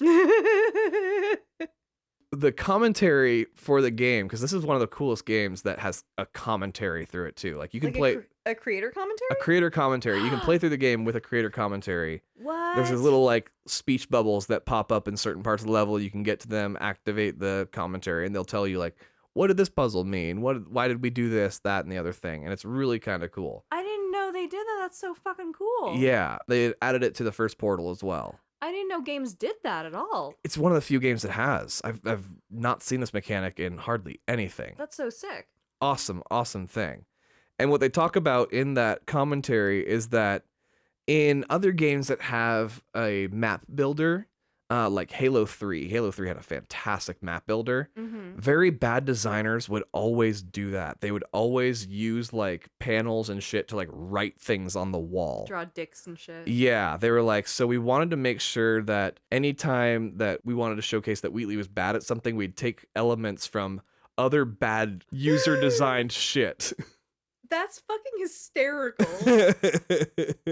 They're like, we went through really bad Minecraft. I know Minecraft wasn't around, but like, Yeah. basically went through like shitty maps and said, what do shitty map makers What do shitty map makers do? That's fucking hysterical. And so yeah, they have him write like test on the walls and shit like that. Sweet baby Wheatley. Oh. After the test, Wheatley has a sense of like pure euphoria. He's like, oh, it's like a drug to him, you know? Wheatley's just like, oh, this is the best thing I've ever felt. Because it's satisfaction. He has one function and he actually got to do it. Exactly. Now, Wheatley is big brain Wheatley. You know, He's got huge IQ. He's like, well, why am I working so hard to create all these testing facilities? I can just have you do the same one over and over again and have you just keep repeating the same test. I'm smart. Applying to Mensa now. But like any drug that you just do over and over again, it doesn't have the same effect anymore. Oh, he's got to chase the dragon. And he's got to chase the dragon. He's like, okay, I guess that doesn't work the second time around. So, okay, we'll find you some new test subjects. You got to go from flower to dabs. Like, let's step it up. Yeah, so he's like, so I'm going to go find some new test chambers. He realizes that he's not really good at this, and he manages to find some old GLaDOS test chambers that he says that he had to just shake out the skeletons a little bit, and oh my god. and GLaDOS is like, oh damn, I did stockpile some old test chambers. My bad. GLaDOS is like, true. But Wheatley's like, but I'm gonna make it different, and I'm gonna take this test chamber and smash it together with this test chamber and make entirely original test chambers that way. So I'm not copying GLaDOS. I ate one Starburst topped on top of another Starburst and made a whole new flavor. Orange cherry. Yeah, and then GLaDOS is like, well, the one downside is like these ones can actually kill you. She's like, I don't really care, but as a heads up. Now, Wheatley is, new to his job, and he's watching you do your test, and he's just getting kind of antsy. He's like, he wants to tell you how to solve it, right? Oh. And when he goes to tell you, he gets electrocuted. Because you can't interfere. Yeah, you can't interfere. Science. And GLaDOS explains that the same would happen to her even right now if she were to help you try to solve these. It's just built into the AI. You cannot provide instructions or hints. Right. Interesting. And so GLaDOS decides to fuck with Wheatley. And at the very end of that test chamber, she goes, and all you had to do was pull that lever over there. Wheatley's like, no, you didn't. What you had to do was, and then he gets electrocuted. GLaDOS is GLaDOS is running on such low power. She had an emotional breakdown recently. She was attacked by a bird. She was decapitated and moved into a potato, and she's still like, hey, fuck you. Yeah. She is the baddest bitch. She's like, I know he's actively trying to kill us right now, but I couldn't resist it. I want to be her when I grow up. She's fucking sick. Right. So as you're going through like these like mashed together like Frankenstein room, GLaDOS notices that he's not getting the same satisfaction even out of these new tests. And she says that it's happening sooner than she expected. Oh. But she's being kind of cryptic about it, and she won't say what's happening. So she tells you to keep testing until she finds a way out. Okay. Wheatley wants you to move quicker, so he decides to try GLaDOS kind of methods of motivation. And so he calls you a fatty adopted fatty fat no parents. Oh my god. Because he's a fucking moron. And GLaDOS comes to your defense. Oh. And she goes, what's wrong with being adopted? And she like completely is like on your side. And as Wheatley is explaining what is so bad about being adopted, and like he doesn't have good reasons at all. Obviously, he's a fucking moron. GLaDOS whispers at you, for the record, you are adopted, and that is terrible. Oh my god! I will only defend you publicly because it hurts Wheatley. But to be very clear, you're a piece of shit. Yeah. I fucking love GLaDOS. She's wonderful. You can't hate her. You I know can't. she's supposed to be the villain, but she's so fucking lovable. And there is nothing wrong with being adopted, everybody. Yeah, I There's know. zero wrong like, with bless it. your heart, we all come from different roads of the world, but man, GLaDOS is a bitch. I love her. That's so good. GLaDOS goes on to explain that her programming caused a euphoric reaction to testing initially, so that it would prompt her to get into testing. But that feeling would wean itself off eventually as she became accustomed to it, and because she was in it for the science by that point, she just kept going. Mm-hmm. For the data. Right. And Wheatley was never built to be in it for the science. He was built to be a fucking moron. He was built to be a fucking moron. So losing that sense of euphoria is just making him angry and confused. Oh. Now, instead of like informational videos on TVs around the facility, we're seeing these like blue screens of death. Oh. Because we were just getting like how to solve puzzle kind of videos. Yeah. And yeah, now there's just the blue screens of death. Wheatley is letting the place completely fall apart, and it's pretty much just like immediately. And he's getting zero satisfaction out of any of these tests anymore. And he's getting frustrated as shit. Yeah. And one of his ideas, he's like, all right, maybe I can record you solving a puzzle and then watch 10 of it at the same time. It'll give me like a concentrated burst of it. What a fucking lunatic. He's just trying anything he can. He's just like, yeah, give me more drugs to satisfy my cravings, essentially. Oh my god. Yeah. Meanwhile, the announcer just keeps saying the place is going to blow. And Oh, no. Wheatley is like, I fixed it, I swear to God. He just turned off the fucking alarm. No. Everything's fine. We're fine. How are you? And GLaDOS just calls him a moron. Yeah. Because he is a moron. Yeah. GLaDOS speaks the truth, except for the thing about being adopted.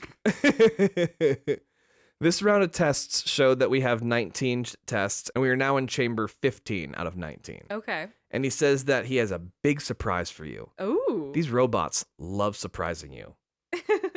He says, you're going to love it to death. Love it till he kills you. He's really subtle. Until you're dead. And his laughs are becoming like more and more maniacal, and he keeps teasing you with the surprise. And this is actually worrying GLaDOS because she's like, he's not going through withdrawals anymore. He actually seems happy. Oh no. And she's like, what did he actually find? So she's worried. And at Chamber 17, GLaDOS says she can break you guys out in the very next chamber. In Chamber 18. In Chamber 18. And you see an aerial faith launcher. That's the ones that can shoot you across the map. And there's this weighted cube, and it's falling, and it's landing on its own launcher, and it's bouncing up in the air, right? So it's going straight up and down. And it's bouncing straight up and down in the air. So you need to time it so that way you can launch across and grab this cube. And as you do, you step onto your aerial plate, and instead of going forward, you're launched off to the right. Oh, shit. Completely surprising you. Oh, damn. Like, you have been trained to expect one thing, and it did not do that one fucking thing. That must be so jarring. It is. And Wheatley goes, surprise, we're doing it now. Oh. And GLaDOS is fucking shook. Oh, no. She's like, all right, I gotta admit, I didn't see that one coming. She's also probably dizzy because she's 3 inches long and she just got flung across the science facility. Right. Bless her heart. And you do manage to land in like this tractor beam, and Wheatley says that he no longer needs you, and he has found 2 robots back here that were specifically built for testing. GLaDOS says that they were for the Cooperative Testing Initiative. It was something that she had come up with just before Chell woke up the first time. Oh. She was going to use them instead of humans after she expected Chell to die. Yeah. She was going to start using these robots instead. Suddenly, you get hit by like this surprise aerial faith launcher that's off to the side. Oh, shit. And you go flying through the air. And GLaDOS goes, oh no, this is the part where he kills us. And then you land on this platform facing a gigantic TV screen with Wheatley on it. And he says, hello, this is the part where I kill you. And then you see Chapter 9, the part where he kills you. And then you unlock an achievement called the part where he kills you. I'm not joking. I know, you're not. This game is so subtle. It's the nuances that get you. Just in case you didn't catch the joke the first 3 times. Damn it, Wheatley. While you're standing on this like little platform surrounded by these plates covered in spikes, Chell notices some conversion gel and manages to like portal herself out before Wheatley like crushes that spot to death. Mm-hmm. This reminds me of the first game again when you're like in the backstage areas. Okay, cool. You know? And Wheatley kind of takes the same role as Chell there too, where he's reminiscing about the past. He's like, remember, we used to be friends. Like, I helped you break out of this place. I helped you try to escape from GLaDOS initially and shit. Like, Yeah. he's really trying to like gain your trust again. Baby Wheatley.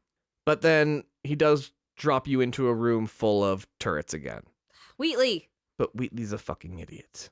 He forgot already that you guys have sabotaged all of the turrets. So he dropped you in a room full of broken turrets. He's like, haha, take that. So they're just completely useless. Oh. Again, all mechanics that you've like had to learn at this point are being used, up to and including these new conversion gels that you had found down in Cave Johnson's area. Yeah, very cool. Yeah. And all while Wheatley tries to stop you, and GLaDOS is just like ripping on him. She's like, you fucking moron. And she is at her sharpest and her wittiest in these scenes. Like, And she's still exhausted. So this is her just being like, I'm so fucking annoyed that I'm going to bring the heat even if it kills me at this point. I'm Right. exhausted, but I fucking hate you, Wheatley. she really hates him. I love GLaDOS during these scenes because you're not the target of her ire anymore. And she still takes like her slight jab at you every once in a while, but she really fucking saves it for Wheatley now. I love it so much. And GLaDOS does tell you, she's like, all right, listen, I get it if you don't want to put me back in charge. She's like, word, I get you. But she's like, I don't have any of my personality cores anymore. It's just me. And like, I can hear my own conscience now, and it's my own voice. Oh. And remember, she said, like, I don't even have enough power to lie to you at this point. Yeah. So she's like, you can trust me. I will do this the right way. Right. So you have to make your decision, and you make your way through, and eventually you find a room full of personality cores. Oh, shit. And these ones, GLaDOS explains, are all corrupted and they're bad. Oh. They're, I guess you would call them failure cores. GLaDOS plans to have you go up and confront Wheatley, and she'll send you all these shitty cores that you can attach to him and force a main core transfer on him. So that way GLaDOS can take over. Okay. All right? GLaDOS amps you up with a speech about, like, even though we're not friends, we have a common enemy, and some of the, like, we both want revenge, and blah, blah, blah, blah, blah. You get into a battle with Wheatley, and you launch bombs at him, like, using your portals and, like, conversion gel and all the angles. It's wonderful. It's a much better laid out battle than you had with GLaDOS in the first game. Very cool. And again, this is timed. Like, he's dumping neurotoxin in and stuff like that. Like, the playtesters once again said, nope, throw in that timer again. We loved it. It's super fun. It's a good mechanic. Good shit. And the first core that gets put out is the Space Core. And Space Core is kind of like the companion cube from the first game, where it got like its own fan following. Oh. Everybody loves it. He just yells space. He just yells space? It's Nolan North. He comes in and he's just saying space, space, space, space. And he's so excited for space. Hell yeah. It's a testament to how charming Nolan North can be with, like, you literally gave him nothing to work with and he's yelling space. People are like, hell yeah, that's my boy. Yeah. Bless his heart. Like, he's so fucking talented. He just mumbles space to himself and then he yells at space out loud. Like, it's a great little guy. That's great. Now, I also made a mistake in the last week's episode. And I said that there was a core in there that was like a misogynist. It was actually in this one. Oh, okay. Yeah. Again, Nolan North. Misogyny core. Playing the misogyny core. He calls himself the adventure core, though. Ooh. Yeah. Little lady. Oh. Shut up. At one point, he even tells her to take a lady break. Oh my god. What the fuck is a lady break? I don't even like, know. have a period? Go have a period real quick. Let the men handle this. Fuck. And the final core is just like a nonsense core. I don't know what else to call it. It states just incorrect facts. Oh. Like, the first commercial airline flight took to the air in 1914. Everyone involved screamed the entire way. like evil Snapple facts? Yeah. I love it. Incorrect Snapple facts. I love that. Once you get all the cores attached, the computer initiates a main core transfer. And it requires you to push that button again to make the transfer happen. Yeah. But Wheatley, like, literally makes this impossible for you to get to the button because he has studied your battle with GLaDOS. He understands what happened wrong there, right? Oh no. The one thing he learned and is executing well is, like, Learning from that. really. And one thing that he wasn't expecting was the conversion gel, Oh. which there's a little bit just directly underneath him.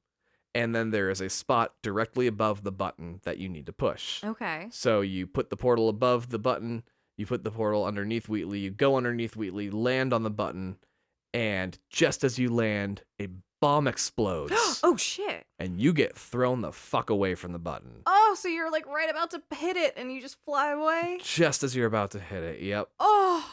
You land completely prone, laying on the ground, barely able to move. Like, it's one of those ones where it's still in first person, but like you don't usually lay down like this in the game, so you know it's kind of kind of taking control for you. And that portal gun is just in reach, right? And you roll over and you grab it and you hook it back into your arm.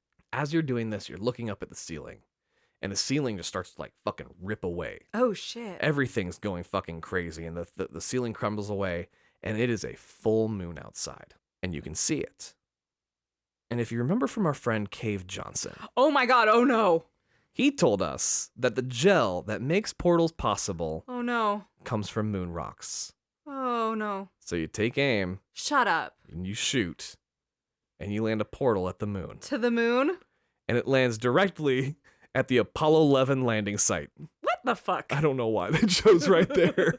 They're like, see, iconic moon locations. And that portal you placed directly underneath Wheatley starts to suck him through it. Oh my god. And the problem is, it also starts to suck you through it. Right, it's a vacuous space thing, right? Yeah, it's the literal vacuum of space. Oh my god. And you grab onto Wheatley, and you get both sucked through that portal. And Wheatley's just like screaming and you're holding on and everything. And while you're there, like the little space core gets sucked out too, and he's all excited.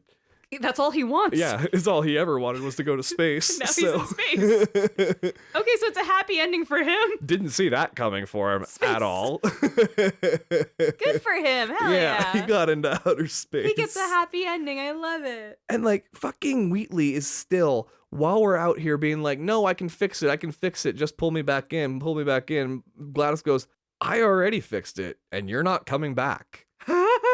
And this mechanical arm comes reaching through the portal and it just smacks the fuck out of Wheatley. And it releases him from your arms and he goes flying off into space. Just out into space? Out into space. Oh, shit. And you turn around and you see your other arm being held by the mechanical arm that just smacked the shit out of Wheatley.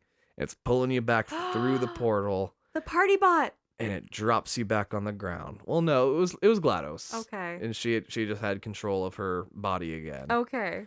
And she begins to put like her whole self back together. Oh.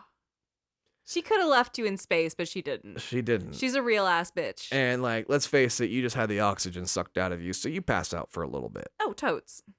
Sometime later, Chell does wake up and she's in one of those elevators. And she wakes up to Atlas and Peabody, who are the two robots that Wheatley had referenced earlier as being the ones that he found. Yeah, he wanted to run tests on them. They are the leads in the co-op missions for this game. It felt like a plug. The way that in Titanfall 2, they're like, if you ever want to fucking do this shit again, he throws the card on him. Yeah, right? For the Apex Legends. Yeah. Yeah. Just like, by the way, if you want to do a co-op version of this, here you go. GLaDOS is there as well, and she says that being Caroline taught her a valuable lesson, and that Chell was her best friend. Oh. Saving your life gave her a better feeling than testing ever did. Oh. It also showed her exactly where in her brain Caroline resided. Oh. And you next hear the announcer say, Caroline deleted. Oh my god! Shut up! No! I didn't see that coming. Fuck me. I think that the thesis of this is that female friendships are difficult. What the fuck? Oh, it's so good. R.I.P. Caroline. So now back to her usual antagonistic self, GLaDOS concedes that killing Chell has proven to be very difficult. And her life was a lot easier before Chell entered it, so nobody murdered her or put her in a potato or fed her to birds. All she had to do was test. She said, then this dangerous mute lunatic showed up. This dangerous mute lunatic. Like she's the Joker. I love it. And so she gives Chell her freedom on the condition that she promises never to come back. They're breaking up. And as the elevator rises, an army of turrets sing an opera for Chell as she departs. Oh. After she finally reaches the surface, Chell steps out of the elevator and into a golden wheat field. Oh. Like everything else is gone. That facility's like facade is gone, everything. It is just endless fields of wheat. Wow. And then suddenly Chell's companion cube from the previous game, covered in soot from the incinerator, flies out of the elevator behind her and slams the door shut. Oh. Credits roll. Oh. I'm so emotional right now. I love it. It's so great. And GLaDOS has another song. This one's called Want You Gone. And it's about the events of Portal 2, claiming that she used to want Chell dead, but now she just wants her to leave. After the credits, though, there is a post-credits sequence. And it is our friend Wheatley, and he is floating out in space. And he gives a nice little monologue just explaining that, you know, if he could see Chell again, he would apologize for everything that he did. He does realize that everything he did was wrong. Oh. And the Space Corps just is really fucking excited to be in space. I'm so happy for so the Space Corps, Chell, her companion cube, and GLaDOS all got reasonably good endings. Yeah. Like Wheatley kind of got fucked, but he did it to himself. And, Yeah. you know, he'll figure his shit out. But I'm really happy for Space Corps. Right? Good for you, Space Corps. He got what he wanted. Hell yeah. What the fuck's Chell gonna do? Eat some fucking wheat? It's 53 1,000 years in the future. Yeah, she's gonna ride a future dinosaur, whatever we evolve or devolve into. She's the only human left. Or the mantis creatures have risen up from Cave Johnson's experiments, and Damn it. they are now the dominant species. There's always a chance of that. And there's no idea what happened to, like, in the Half-Life universe still, Yeah, because they never finished that fucking series. we'll see what happens.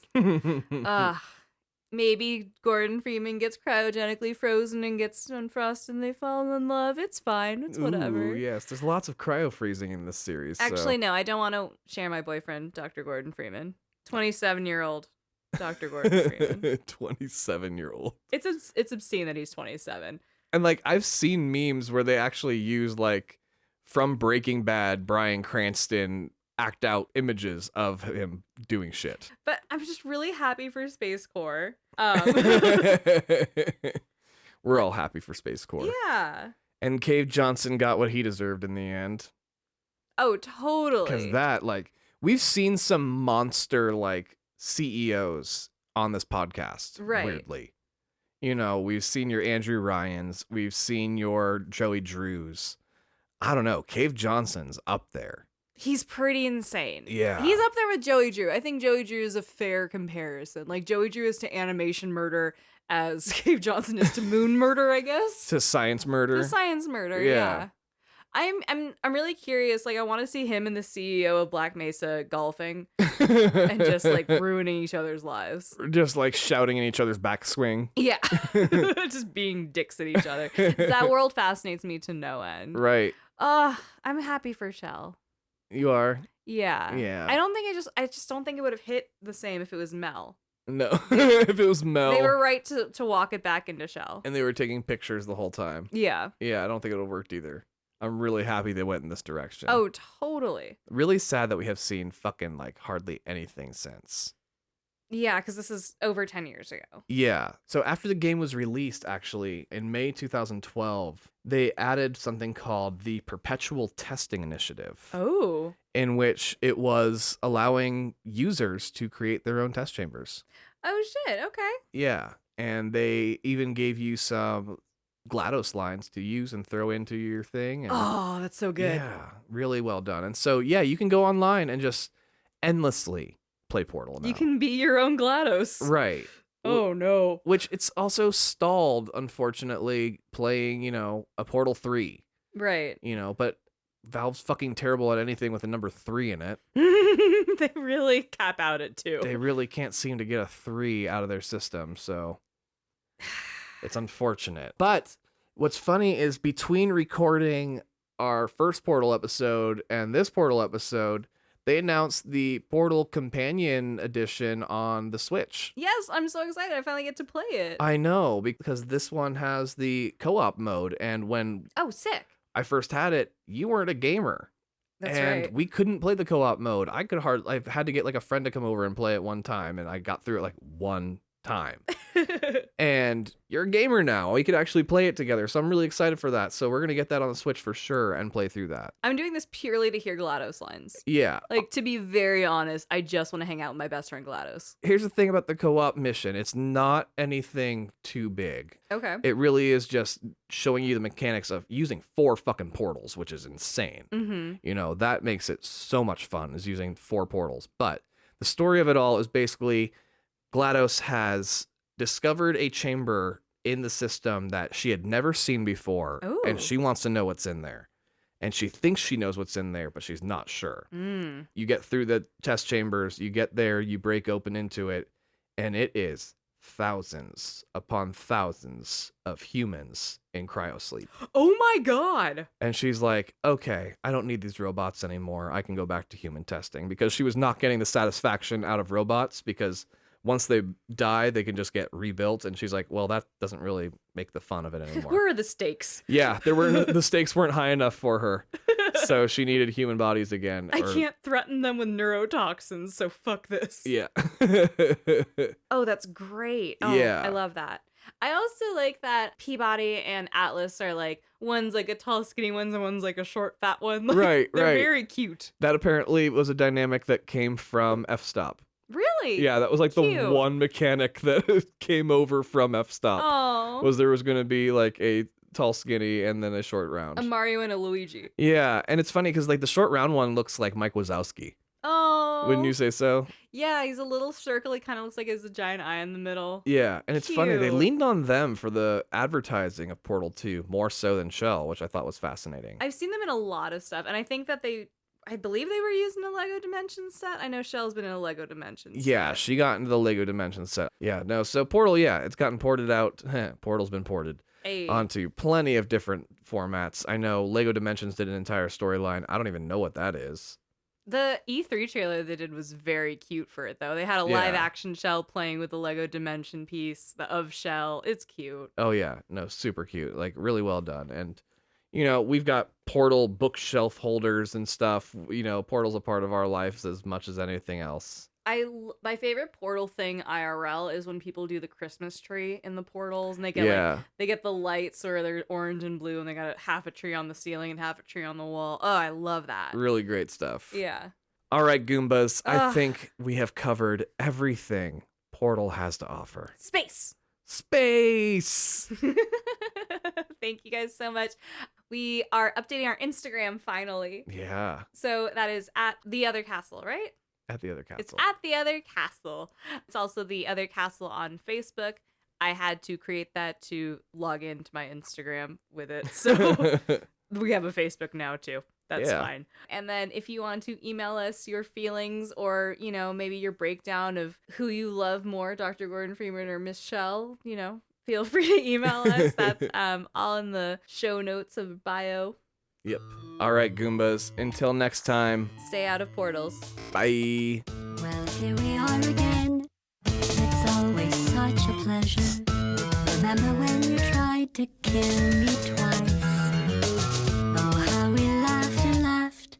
Except I wasn't laughing. Under the circumstances, I've been shockingly nice. You want your freedom.